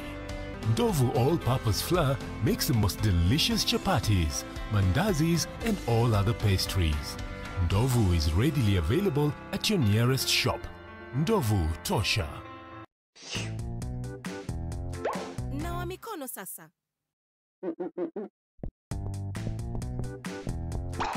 Nawa mikono sasa. Nawa mikono sasa. Nawa mikono sasa. Unawajua mikono ni mojawapo ya njia bora zaidi ya kukukinga dhidi ya magonjwa na ya kukufanya uwe na afya kwa mwaka mzima. The fans are for real. Like they're feeling you, they'll show you they're feeling you. I'm just grateful. So I'm just like taking every opportunity as it comes. Through her fashion, we might end up falling in love with her music. Being African is more of like, it's a home, it's a place, it's a feeling, you know?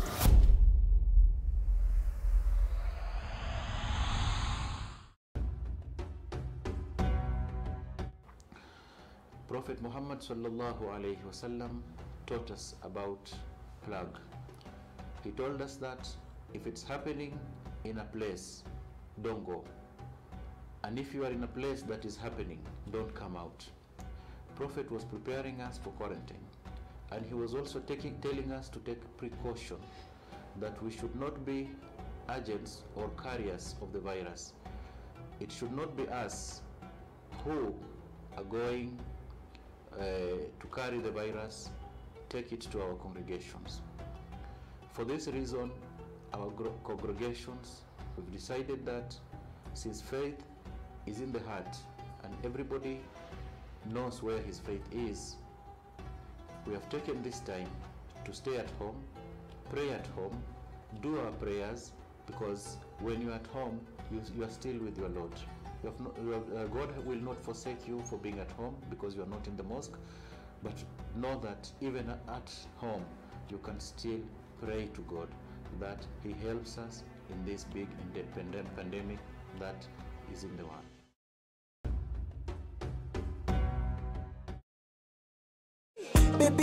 To get One Night Stand by Ibra featuring Harmonize, dial star 811 star 935 hash. To get Dodo by Ali Kiba, dial star 811 star 927 hash. To get Usinipite by Guardian Angel, dial star 811 star 932 hash. Skiza na Nation.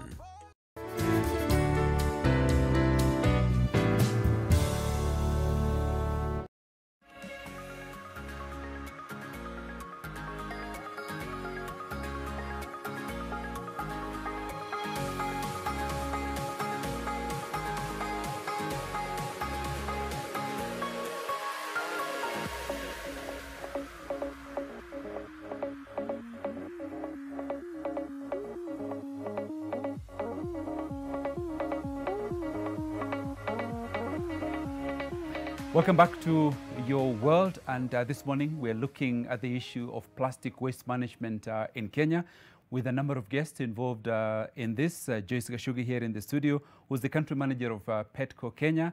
We also have Muchai Kunyiha, who's the chairman of the Kenya Association of Manufacturers.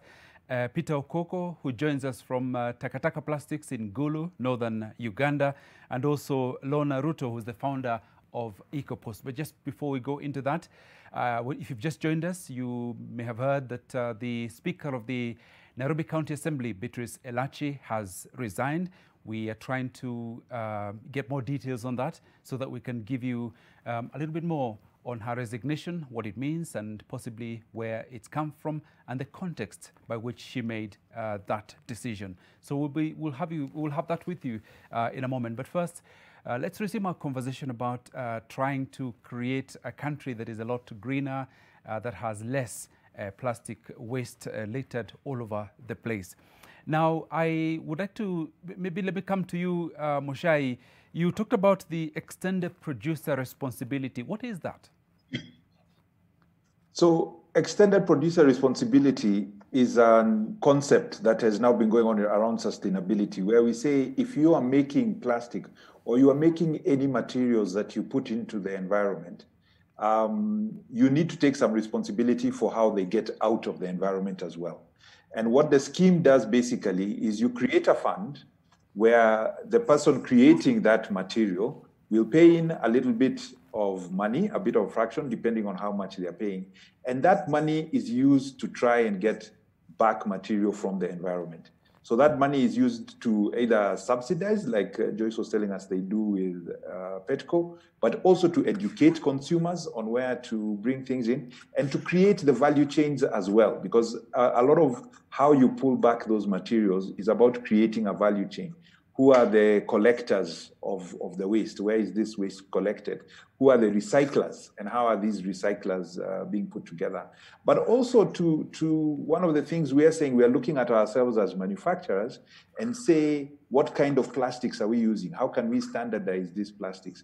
How do we mix, for instance, the type of plastics you mix on one, say a PET bottle, if you don't put a PET label on it, or a paper label that is removable, it becomes harder to recycle it.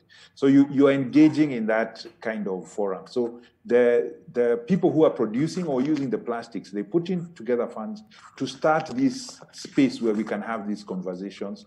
Also bringing in other people like environmentalists, sociologists, whoever we need to come in, and it's a way of funding this conversation so that it can continue. But the key thing is to create that value chain and make sure that there is some sort of recyclability and responsibility. We are starting one hopefully in September. We started working on the registrations and so on of the Kenya Extended Producer Responsibility Organization, KEPRO, and we will be hosting it at KEM. It's going to be independent of us. But what it will do is bring all people who are using plastics, and we've got some areas we've been working with government that we want to focus on first, where the members, people who are producing, will pay in a little bit of a fee, and that fee, when it is collected together, it does amount to some substantial amounts and can be used to help in that recycling. Okay, thank you, Muchai. Now, Joyce, in terms of your goal, which companies are doing well? And what do you do with companies that are behaving badly? Wow. If it was up to me, we'd really penalize them. But I love that government is thinking about that. And so the companies that are doing well are, of course, our members. I say that very proudly. We have about 14 members. In Kenya today, we have about 593 companies that are registered water bottling companies, but we only have 14 of those. And it's not that they don't know we exist, it's that they are choosing to take a back seat and let others carry the burden. So we have companies that are doing well. I call them the coalition of the willing. So we have Coca-Cola, we have Almasi Beverages, we have Coca-Cola Beverages Africa, and these are bottling partners of Coca-Cola, Coastal Bottlers. We have Bidco Africa, We have Kevian Kenya. You saw Mr. Kimani Rugendo. He's taken it a notch higher in as far as recycling. We have Naivas supermarkets because they are the interface between our products and consumers. And so the burden of responsibility that they feel is how do we bear responsibility for what we are exposing customers to. We have biofoods, and if you go to any supermarket, Chandarana, you'll find a bin outside. They have a very robust take-back mechanism where you're able to take your milk container back, and not just your milk container, any other PET. It's collected and taken for recycling. And Unilever, and they've even taken it a step higher. Now they have locally recycled product in the form of sunlight packaging. So it's 100% recycled. And I think Coca-Cola, if you look at what their World Without Waste program is, which is one aspect we really support, you can see that they're looking to adopt recycled content in their packaging. We're encouraging it, and we hope it takes a shorter time to implement than anything, largely because this is really what would create a circular economy, that we take bottles that are used in Kenya, we recycle them here, and we use some of that resin to make new bottles. Okay. Yes. Now, Peter, in Uganda, back to you again. You make face shields and other products. What else is in your pipeline in terms of what other products do you have in mind? Well, the other product that we have in mind actually came as a result of working on the face shields, which is medical equipment. So we are also exploring how best we can come out with other medical equipments. I mean, medical equipments that are made out of plastics.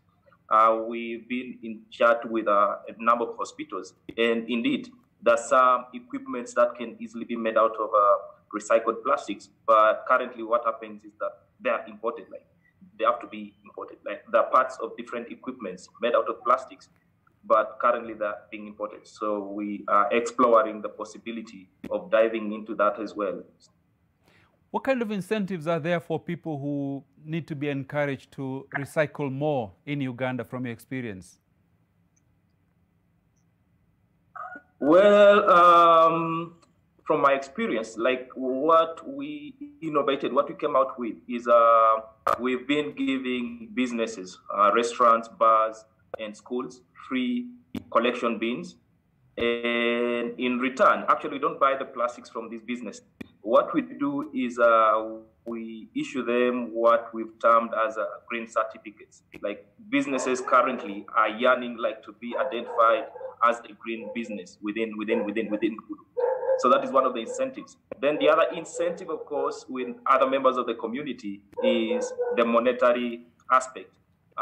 Then the other aspect that we're using is we want people to collect plastics, and in return, you get our tiles, like depending on the amount of plastics that you collect. You either get the tiles or you get the table coasters that you're also making out of plastic waste.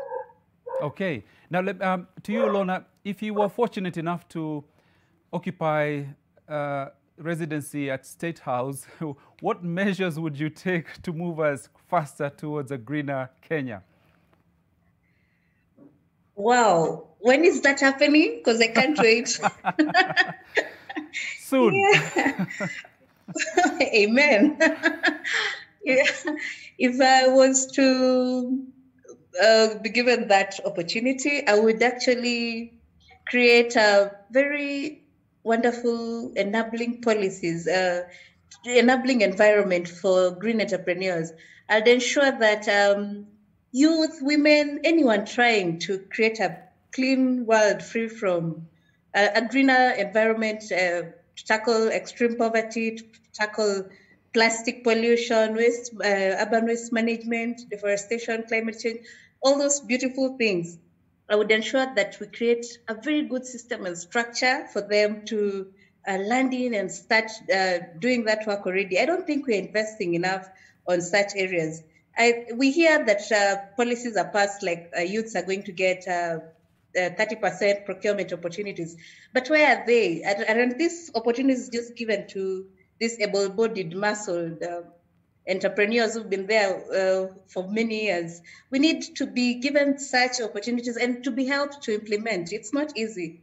And we know they're there, but are we getting them? That would be one of the other things that I tackle. And I would invest even in these very many different ideas from amateurs, from entrepreneurs. Actually, the path to this world without even waste, without poverty, it's through entrepreneurs. It's paved by them and their innovative solutions. I'll give them an ear. And these entrepreneurs are not even asking for so much. So it will be less risky for the government or NGOs or the policymakers to take that small risk, because it's just a small risk that may turn out to be such a huge, grand opportunity, explosive, glorious opportunities for the country as a whole. So I would ensure that there's good policies, even incentives, tax subsidies. Are we getting these tax subsidies really? And why is our cost of manufacturing so high? Why are we chasing investors surely? People are trying to set up a business, and then you find that even cost of production, the electricity cost is so high, they will close down the factories even in Kenya and run to these other countries. Why is that? Why can't we help our manufacturers to go out there and start a project, start these initiatives, and build our country as a whole? There is so much I would do if I got that opportunity, and I would encourage all these policymakers, enablers, to create this enabling environment to help us have a green world, have a beautiful, changed world that is free from poverty and green. And by the way, when you think future, think EcoPost. Okay, thank you. I think your plans are well in place, so when that status opportunity comes in, we will definitely support that. Now, Mr. Muchai, let's talk about innovation for a moment. We focus a lot on recycling, but what about going back to the actual, things like the containers that we're using?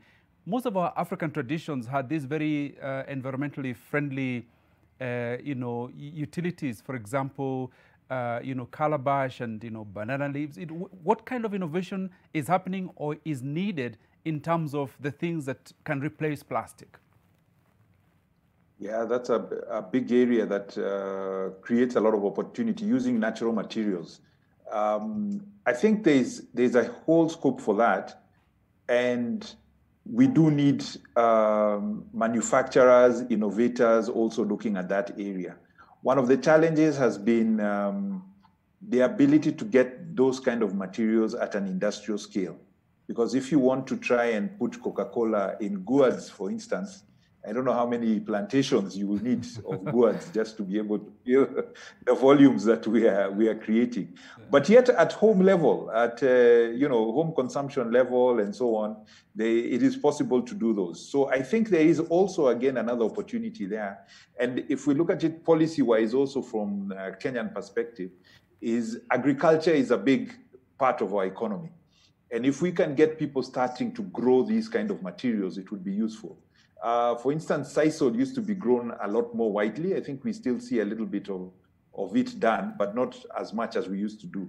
So we've in the past grown these materials, but they were overtaken by synthetic materials. And the issue there around it is about the productivity. You need to get a productivity at a good enough level and at a cost that is reasonable. But having said that, we already wear a lot of cotton, for instance, which is grown and recyclable materials, and we out of cotton for some uses. So there are a lot of opportunities in there, and we do need people to start thinking through what we could do, especially with the materials that we have available here locally. The challenge will be just to get them at an industrial scale, rather than just putting them as maybe they tend to be now a little bit more decorative or in just a few spaces, because we can't make enough of them to fulfill the consumer demand, especially as we urbanize. Okay, thank you. Joyce, your thoughts on alternative material? Well, I have a bias also because I think if we look at where bio products have been used to kind of substitute other things, for instance, biofuels, there's been a lot of debate around it, around the ethics and the question of, do we substitute our farmlands for food to actually growing fuels? So the question becomes, do we substitute our land, for instance, maize, to grow now maize that would probably extract, say, lysine or something else for plastics? And that's a debate. And the question then becomes, are we focusing on the right issue? I think the innovation we really need to focus on is, are we making packaging that's actually recyclable?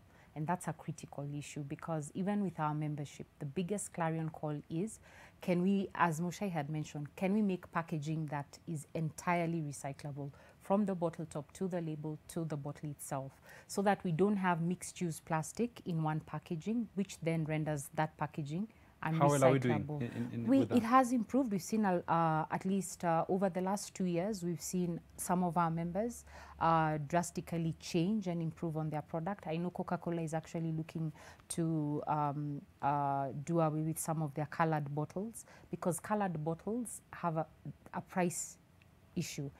Collectors don't collect them because the recycling demand is very low.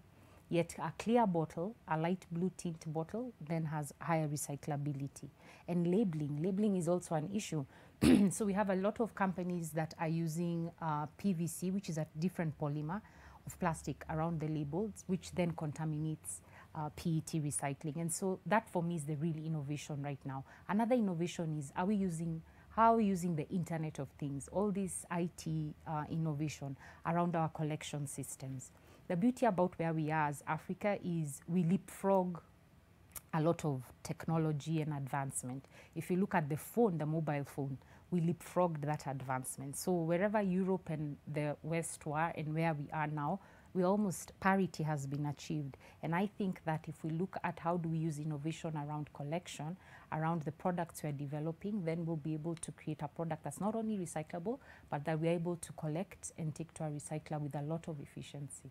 To a lot of the companies and organizations that are not your members, what are you doing, or what needs to be done to attract them I say to the new gospel? Join us, join us, join us, join us. I say this, customers of late have become more aware and more conscious about the brands they want to associate with. So this is not just a global issue. It's not a global phenomena. It's happening locally as well. But it's good for the environment. It's good for your bottom line as a business to join us. Why? Because the burden of responsibility to take care of what you have put into the environment then is shifted to us. And we're already doing part of that for them anyway. So we are just asking them now to pay up. Okay. Yes. Now, but Mosha, if I can just sidestep the discussion a little bit. We're talking about manufacturing, but I'm also wondering what has happened to the manufacturing sector in this pandemic. Has it been good news or bad news? Well, I don't think anybody's had good news from the from the COVID thing. Just even from a personal level, you know, the scare on health and so on, and people we have lost actually during that period. So one of the things to say is that manufacturing has proven itself to be resilient. We were having a conversation yesterday and saying how even in Kenya, we've really not even had a shortage of most materials that we would need. We've been able to supply the market with everything. You know, in some countries, they ran out of toilet paper, foodstuffs, everything. We've been able to keep the supply chains going. And in fact, we have is a tagline is keep Kenya moving. So we've been able to do that. Having said that, different industries have suffered differently because manufacturing is affected by whatever else is happening. An interesting one I came across yesterday is like uniform makers. There are people who are also manufacturers who make uniforms, school uniforms, and school is out for a long time, and they are now having to retool or maybe focus on other uniforms and PPE and that kind of thing. So there are some areas, some industries who have been struggling a lot and impacted by that. Of course, going forward, the worry is also what is the long-term impact going to be on the economy. There's, I think the economy is called scarring, which is whether the economy will go back, whether some of the things will go back to where they were before. And the longer the pandemic lasts and its impact on our ability to trade and work as normal lasts, it starts to impact us. But thankfully, so far, I would say most industries have been keeping on going. Some of them have had to reduce their labor. But we are working for the best to be adaptable, to adjust to the situation as it is coming along. You've heard about people retooling to make different things, sanitizers, things which were needed now, whether it is face masks, etc. in those areas so that we can actually supply the market need that that is here. So it is to be watched. We are watching carefully, trying to get our manufacturers to also be adaptable, to start thinking anew, start getting new thoughts, innovation. This is the time for innovation and ideas, because we will need it to get through these difficult times. Okay, and let me ask you the same thing, Peter, in Uganda. In terms of business, are you busier now than before the pandemic started? What's happening? Well, yeah, for our case, we are busier now, and that's because when we just had the first case, it made us a little bit innovative, because we started thinking now that the pandemic is here and a lot has been affected, we can no longer move from one place to the other. What can we do to help our community? So we started playing around with different prototypes, and until we came out with the final prototype of the face shield. And indeed, it has made us super, super busy, up to the extent that we've added more employees onto our workforce. And now we are focusing on two elements. Initially, it was just construction materials, but right now we have two aspects: construction materials, then medical equipment. So when the pandemic slows down or is over, what will you do? Do you go back to what you were doing before?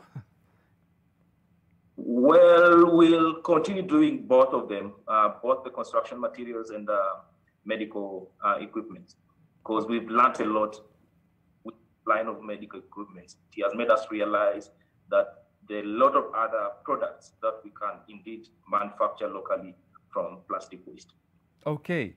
Lorna, let me throw the question of innovation at you in terms of going green.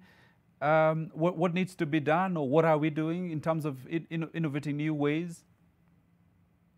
For me, in the post-COVID world, the private sector is going to be the engine of for growth. At the moment, EcoPost, what we are doing is we have been able to take the material, the plastic wastes, and manufacture not posts and building construction materials. We've been able to make a zero-touch, zero sanitizer dispenser that you don't have to touch it, and it was going to help to save a lot of lives. I would encourage people to look ahead to our new normal as if you have an idea, if you have something that you want to do, just go out and do it. Don't look at the closed doors. Even if you're in the food industry, you're in entertainment, because of the COVID, you should not be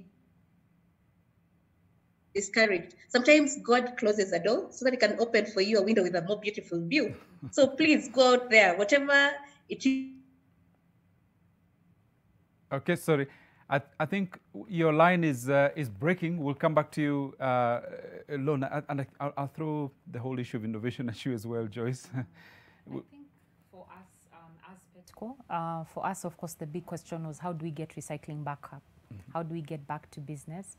And so for us, for the first time, we found ourselves doing two things. One, we offer support to collectors. It's part of our strategic focus. But at this time, the issue was a lot of our collectors were hungry anyway. So we needed to provide some relief. And I think with our partners, we've been able to go out there and provide relief to them by way of food support, as well as personal protective equipment, so that they are operating in a safe environment. But of primary issue to us has been our recycling companies are largely export-oriented, which means they process their material and then they export it to Asia or to Europe. And so with the COVID having disrupted global supply chains, the cost of freight because of foreign exchange losses has really dampened their businesses. So we've come in to provide a dual subsidy, the first of its kind. We've always just subsidized the price for collectors, but now we're providing a subsidy for support to recyclers that goes directly into spurring their businesses so that they can be able to get back up and running. And the beauty is we've been able to see now 4 of our recyclers are up and running at a full capacity. Okay. Yes. Now that's good news. We'll take a short break, but just before we do that, let's look at some of the comments what you've been saying on our hashtag new normal. Wise Wilson is saying government has to pay for the waste collectors got to eat. That way, citizens would ensure waste is taken to the designated collection points. Okay, thank you for that. And then Clement, you say, habit change on waste disposal can be better. Investing in local industries to convert waste products into meaningful products. Yote yawezekana. Asante sana. And this is Kenneth Kubo. You say, we don't need to create a culture. What we need is to instill and cultivate what we are taught in school from early childhood, and by extension, practice it always. It will thus become a habit. Asante, Kenneth. Another comment here from Kazi. You say, very simple, don't litter. Responsible administrators to ensure there are waste collection bins after every 2 kilometers. Involve the youth on waste management. Employment, passion, patriotism, quit talking and start acting now. Thank you for that call to action. Margaret Ngato, you say, by separating recycled materials from others before disposal, okay? Segregating there, thank you for that. And then this is Mary Njoroge, who says, by making a foliar fertilizer and manure from your kitchen waste. Thank you. Now, a short break. We'll be right back with Your World.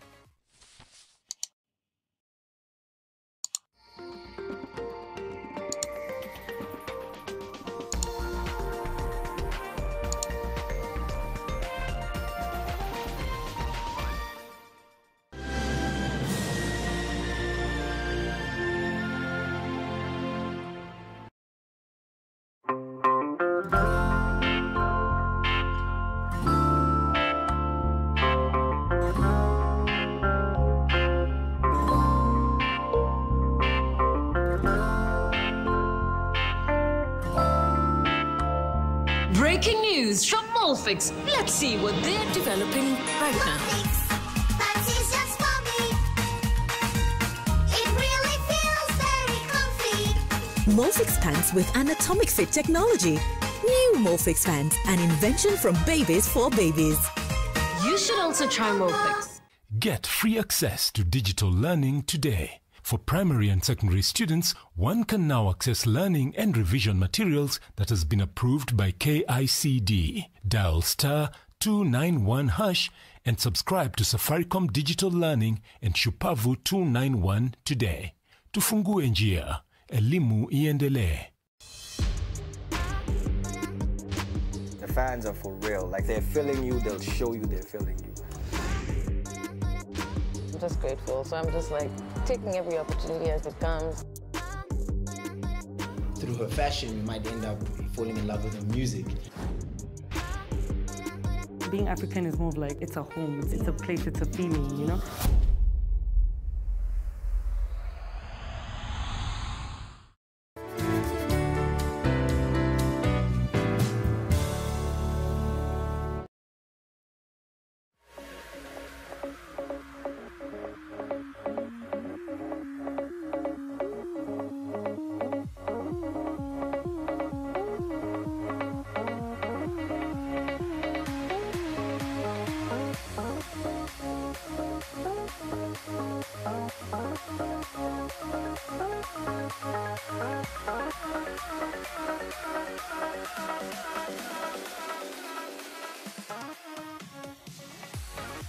Welcome back to Your World. Today we are looking at the whole issue of plastic waste management in Kenya with my guest Joyce Gashugi, who is the country manager of Petco Kenya. We also have Mushai Konyiha, chairman of the Kenya Association of Manufacturers, as well as Lona Ruto, founder of EcoPost, and Peter Okoko, Takataka Plastics in Gulu, northern Uganda. Just before we go back into that discussion, let's look at what else is happening in the other world. Police visit homes and businesses in Melbourne, Australia to ensure compliance with all COVID-19 public health orders. Melbourne is currently under a 6-week lockdown as non-essential businesses were forced to shut down and a curfew is in place. The state of Victoria, which includes Melbourne, recorded 450 new virus cases on Friday and has seen record deaths this week, making it Australia's most serious outbreak. Police in Victoria have vowed to crack down on anyone breaking lockdown restrictions, issuing 196 fines in the past 24 hours for everything from failing to wear a mask to breaching an overnight curfew or collecting a pizza. But the decision to arrest a pair of masks an escalation amid a series of legal battles over Black Lives Matter and other protests.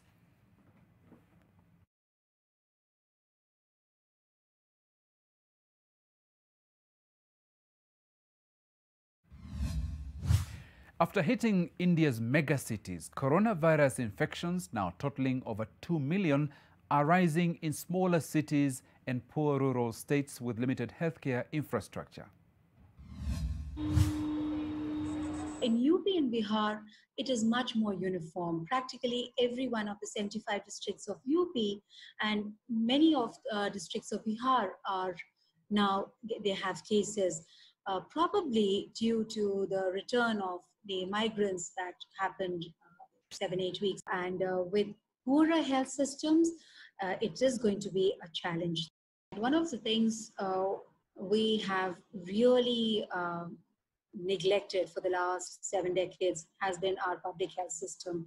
The investments have been historically low, especially the primary healthcare system. And the primary healthcare system is the first responder in any outbreak, in any disaster, in any disease. And that is a significant gap in both UP, in fact, in all the northern states, barring 1 or 2. The isolation is done for other people. And when you came back from the isolation, you have done it for other people, then other people are taking you as that you have done something wrong. So there is a social stigma which I'm still facing, and I believe it will continue till the time people didn't get the exact knowledge of what this disease is. Due to the global coronavirus epidemic, many students are stranded in France for the summer, many of them without work and unable to pay their rent. To support the most vulnerable, food distributions have been set up. An official says these students cannot work because they don't all have study visas allowing them to work. It's the agreement between the country and France, and so we find ourselves with administrative precariousness, social precariousness and financial precariousness, which is increased for them. A Malagasy student in France said, "At the moment, I'm in a somewhat complicated situation due to confinement. I can't go back to Madagascar, so I'm stuck here. I've come for the food basket to help me out at the end of the month."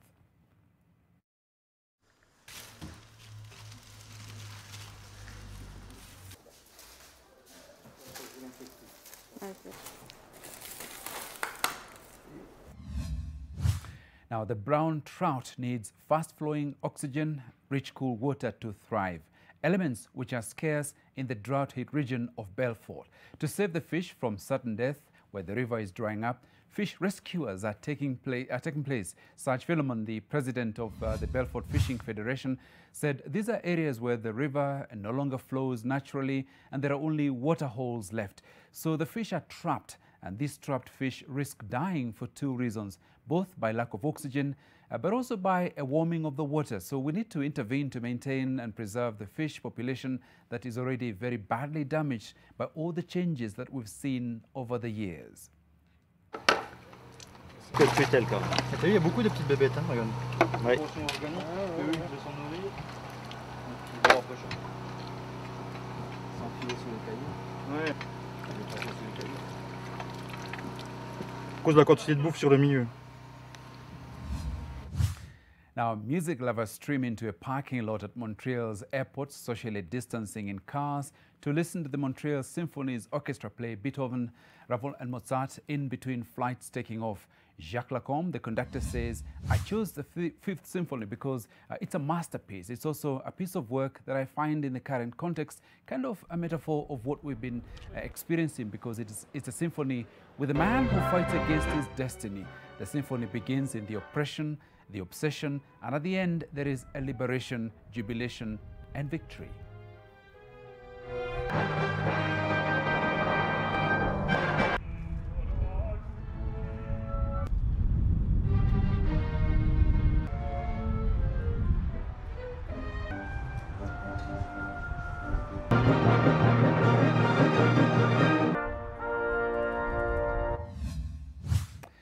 Great stuff. Now, a bakery in Mexico City uses teddy bears to help customers maintain social distancing while they enjoy tasty treats in an effort to adapt to the new normal brought on by the coronavirus pandemic. Sonia Arias, the pastry chef at Jasso Restaurant and Jasso Bakery, says it's been fantastic. When people sit down, the bear transmits joy, happiness. This is magic to you, and at least during the time that you're here, we not only manage to transmit this experience to you through the food we prepare, that is our strength, being a chef, it's also what we want, but at least you're transported to that happy moment of your childhood. People like it a lot. I'm going to tell you the truth. Many of these passing cars stop, take pictures of it, people come, and this has also helped people gradually lose their fear and get out more.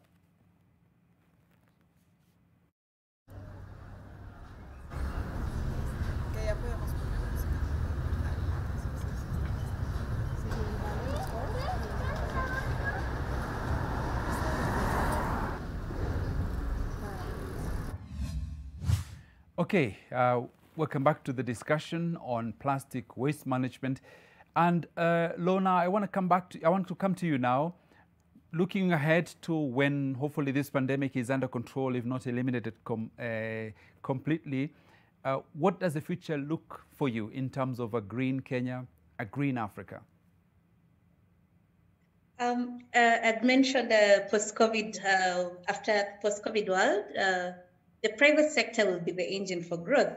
I believe if entrepreneurs outside there can come up with all the innovation solutions that they have all of the ideas they can do, provide the solutions to most of the most pressing challenges in the society, in the community. So after this, I believe things are going to change. It will not remain the same. There'll be a group of entrepreneurs who are going to come up with solutions that are going to create such beautiful wonders in this world. Because entrepreneurs actually thrive on problems. When there's challenges such as this is the time where we will get another crop of millionaires. So the question to the entrepreneurs out there is, where are you going to be? Are you looking at this opportunity as an opportunity or a problem? How are you looking at the glass? Sometimes you can look at this COVID as an opportunity for you to come up with this idea that you've been keeping and hiding, or just innovate one that is going to change the world and going to provide so much solutions, not only for the suffering that is going on right now, but even to create such better solutions that are going to be used in future going forward and create industries, research opportunities, a lot of good changes that is going to impact people positively. And it's going to rebuild all of us in a way that we're going to provide sustainable solutions that are equitable and good for everyone in this world. Okay, and to Peter in Gulu, northern Uganda, what does the future look like for you after COVID, or when COVID is a little bit less of a problem? Well, for us, in the next 1 year, we anticipate to create more than 30 more employment opportunities for the youth in Gulu. And we also look towards expanding to other cities within Uganda. Actually, our target is within the 5 years, we want to reach out to about 10 different and create more employment opportunities for the youth, and also inspire more people to join the recycling business, because we believe the more businesses we have in this recycling aspect, the better in handling the plastic waste challenge in Uganda and East Africa at large. I've expected you to start off in Kampala, but you're starting in the north. Why? Why? The reason is that initially we had only recycling farms in Kampala. We have the biggest recycling company, the plastic recycling industry, which is based in Kampala. And that is like more than 300 kilometers away from Gulu. So we're like, instead of starting from Kampala, why don't we create mini recycling facilities across Uganda so that we collectively handle the challenges? And I mean, PET has a lower value, and transporting it all the way from Gulu to Kampala doesn't make any economic sense. But if you can collect it within Gulu and recycle it within Gulu, then it makes more economic sense. Okay, thank you. Thank you so much, Peter. Stay with us. Now, back to our big story this morning, aside from our conversation, which is that the Speaker of the Nairobi County Assembly, Beatrice Elachi, has resigned. Here's what she had to say about that this morning. Thank you very much. And I just want to thank you this morning and say that I thank God for everything. And indeed, I thank God for being a Kenyan who has loved to serve her country. But this morning, I want to humbly tender my resignation to His Excellency, the President Uhuru Muigai Kenyatta, the President of the Republic of Kenya, and the Commander-in-Chief of the Defense Forces. And I hand him over, Pauline Okuku, who is your clerk. But you know him, he's a politician also. And he has been in this game of City Hall than me. For me, I go back now to write a book, Chronicles of City Hall. That one I have to write. The underworld of City Hall. That one will be in one of the chapters. So, Speaker, as you act, take care of everyone. Make sure you deliver in your words. Make sure. That is the most important thing. These other games are just games. Vipindre, sijui na nini, na katre, hiyo ni kawaida, lakini tujenge nchi. Okay, Beatrice Elachi there, who's just resigned as the Speaker of the Nairobi County Assembly. And I'm joined on the line by Seth Olale, our NTV reporter who's been covering this issue for a long time. Seth, good morning, welcome to Your World. Were you surprised by this announcement? Well, good morning. Actually, it comes as a surprise because you realize that just recently we had a team, an intergovernmental agency led by the CS for Interior, that is Fred Matiang'i. You recall the chaos that were at City Hall, and the directive then from the Cabinet Secretary for Interior, that is Fred Matiang'i, is that they're going to intervene. And for the record, the CS Matiang'i says that he's going to consult the National Security Advisory Committee as well as the National Security Committee just to get some solution in terms of the governance and the safety of City Hall.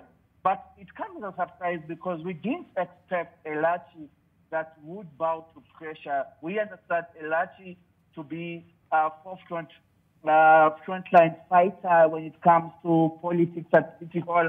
You recall there were attempts to, impeach her at some point. She fought on.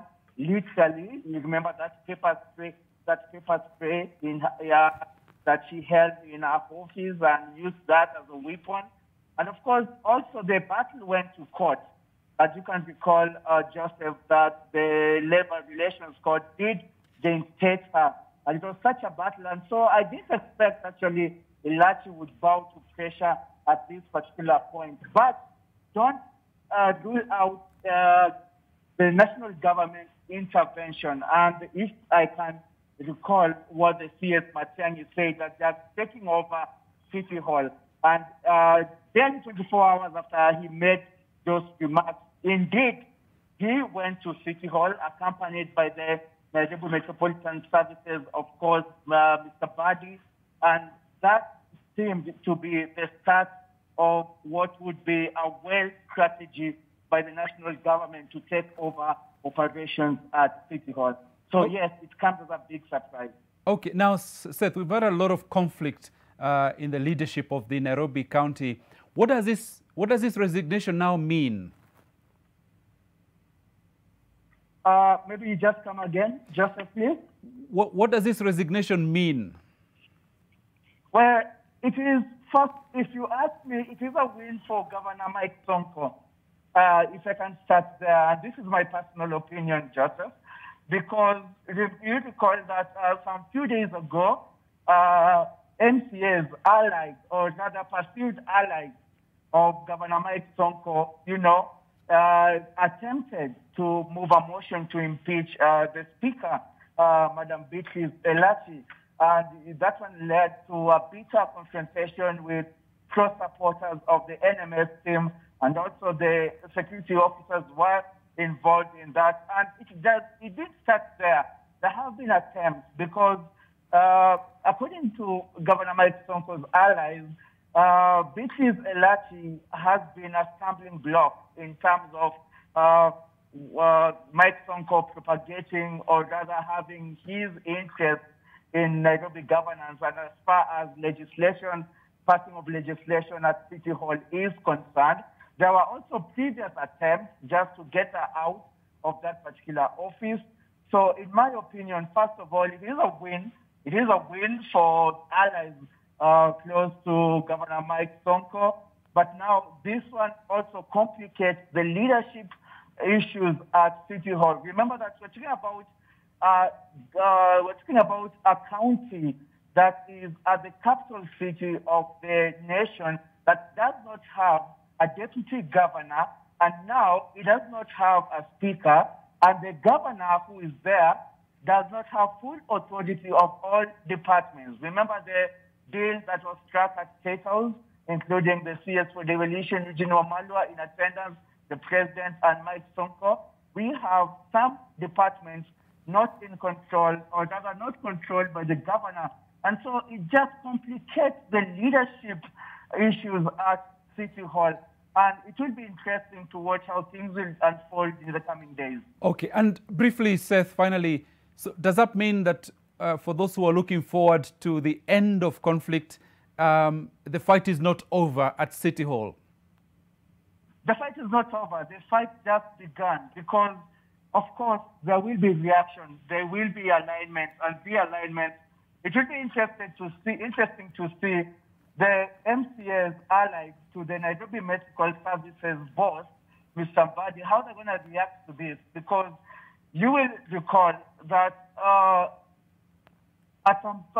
previously, even when the supplementary budget for Nairobi County government was being passed, you know, the allies, or rather the MCAs, the legislators allied to NMS, literally blocked those who are allies to Nairobi Governor Sonko. And so the battle has been between those particular two groups at City Hall, those allied to NMS, both Mr. Badi and those allied to Mr. Sonko. Okay. And so right now, as we say, is that, like I see it right now, is that it is a win.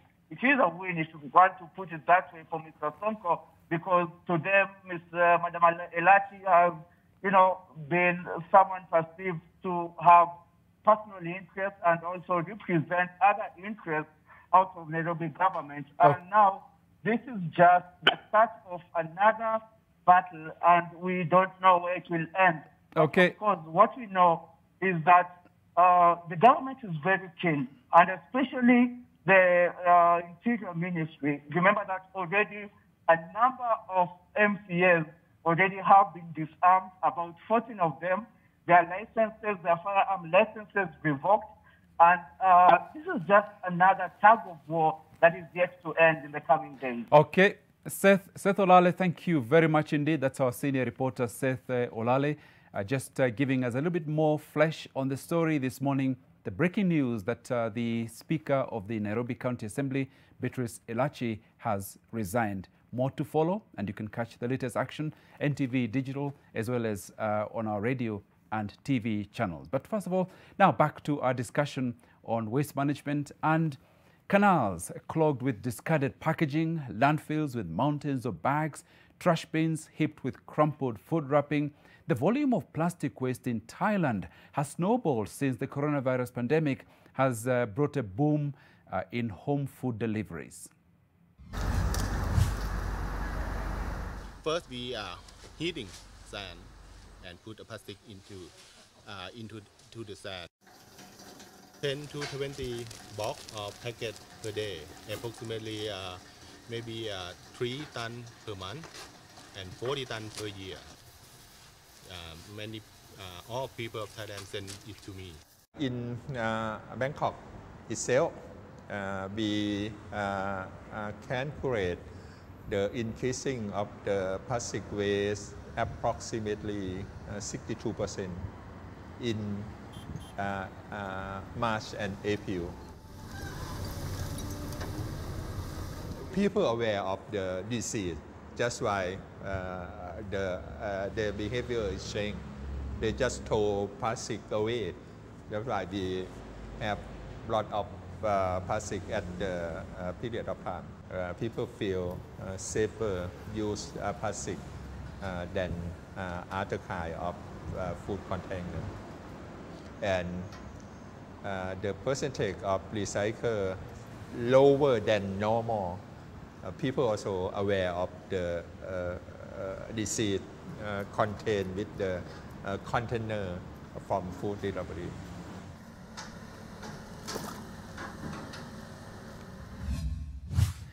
Wow, now Joyce, quite a huge, the scale of this problem is massive.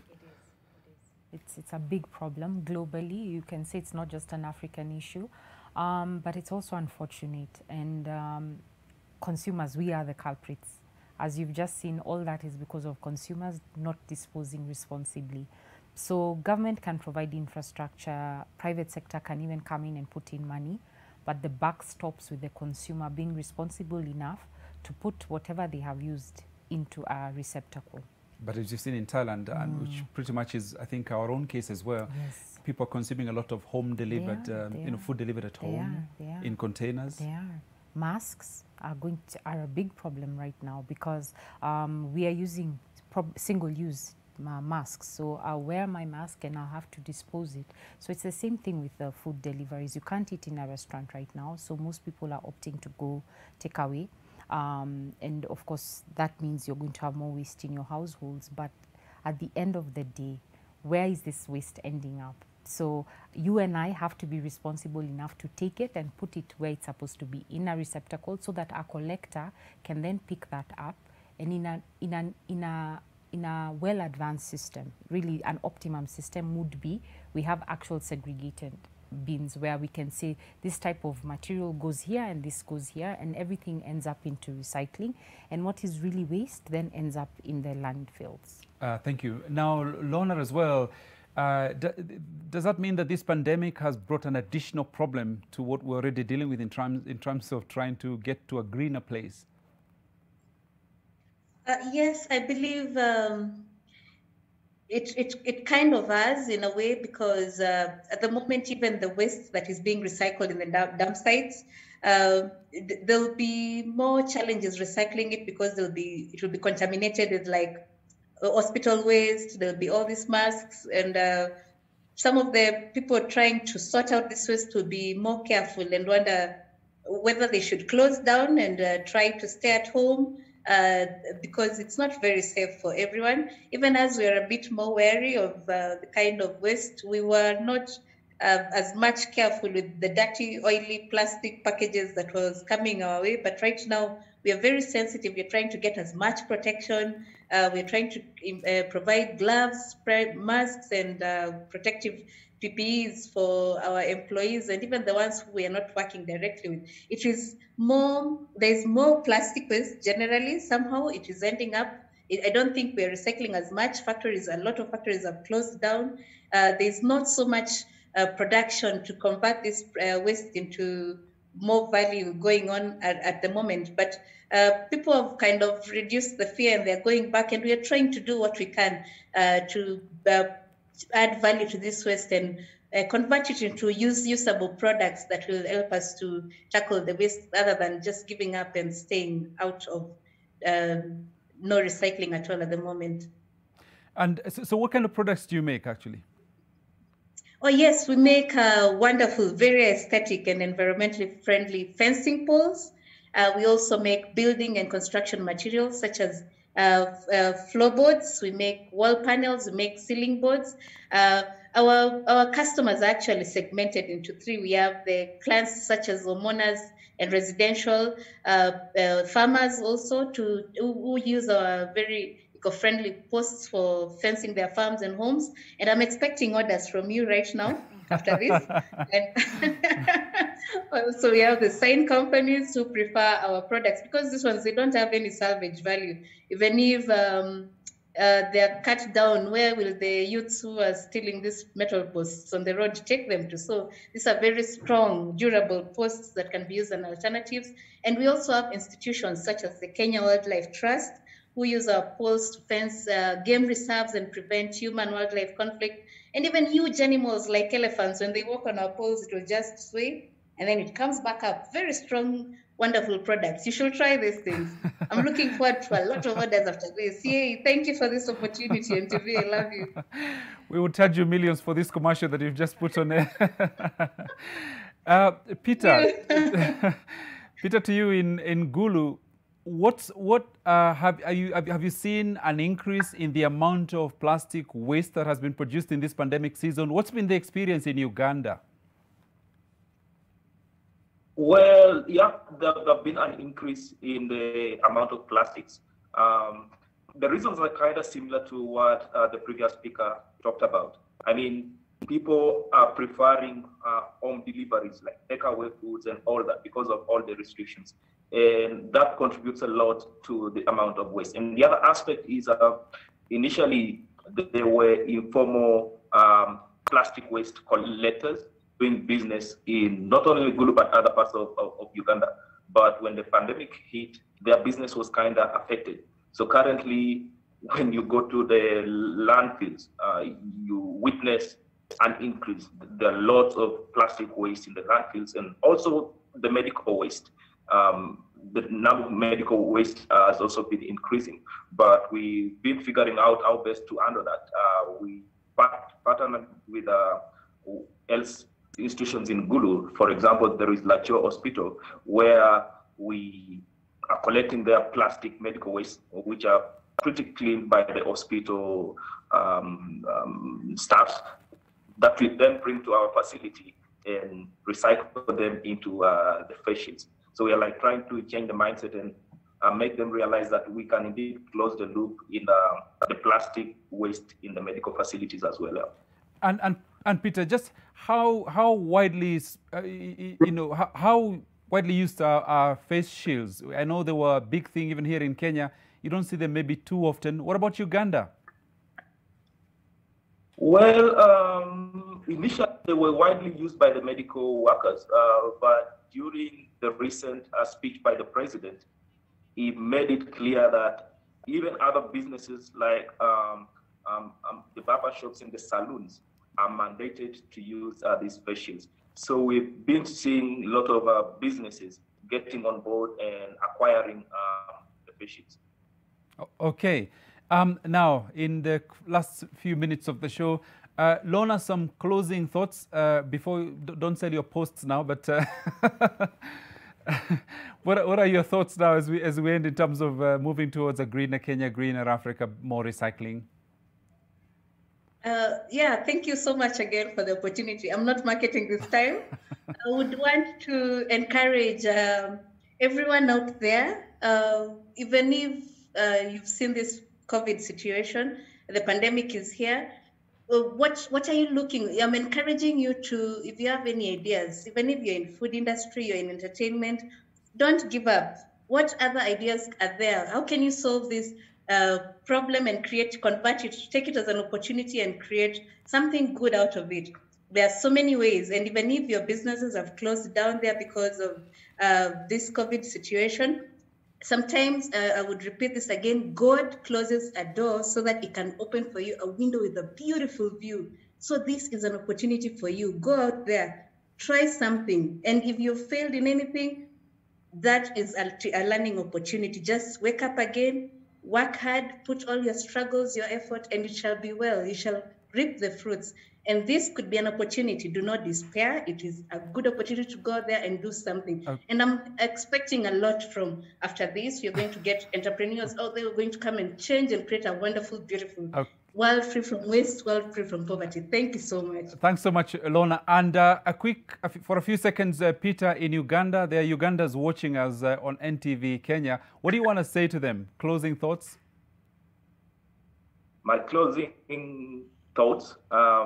I want to tell all entrepreneurs out there, like when you're thinking about business during this era, you need to put people, the planet, profits altogether before you venture into any business. Okay. Because with my experience, one, you'll be making your environment clean and providing opportunities for various youths who are jobless, and at the same time, you'll be earning a little bit of profits out of it. Okay. Let's get away from the previous model businesses. Peter, thank you. Sorry, I'm going to have to cut you short so that I don't run out of time completely before giving the final word to Joyce.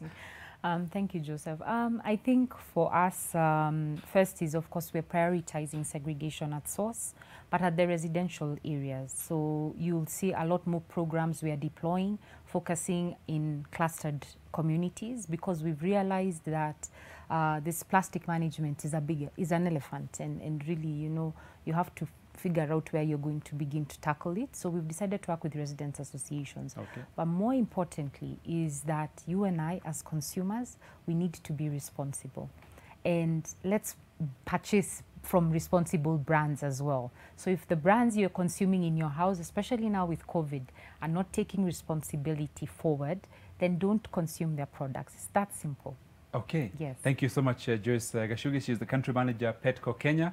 Thanks to Mushai Kunyiha, chairman of the Kenya Association of Manufacturers, who joined us earlier, as well as Lorna Ruto, founder EcoPost. We've also been speaking to Peter Okoko from Takataka Plastics in Gulu, northern Uganda. Thank you to all my guests. Now, tomorrow we take a look at digital learning. What is it? How can you access it? And is it applicable to everyone? That's tomorrow at 7 a.m. Remember, before that, we have our workout session, 6:30, Tize Nyumbani, till 7, with our professional trainers who take you through your paces at home, and they are also in their own homes. So join us for that. For now, on behalf of the NTV team here, thank you so much for joining us, and stay safe. Have a good day.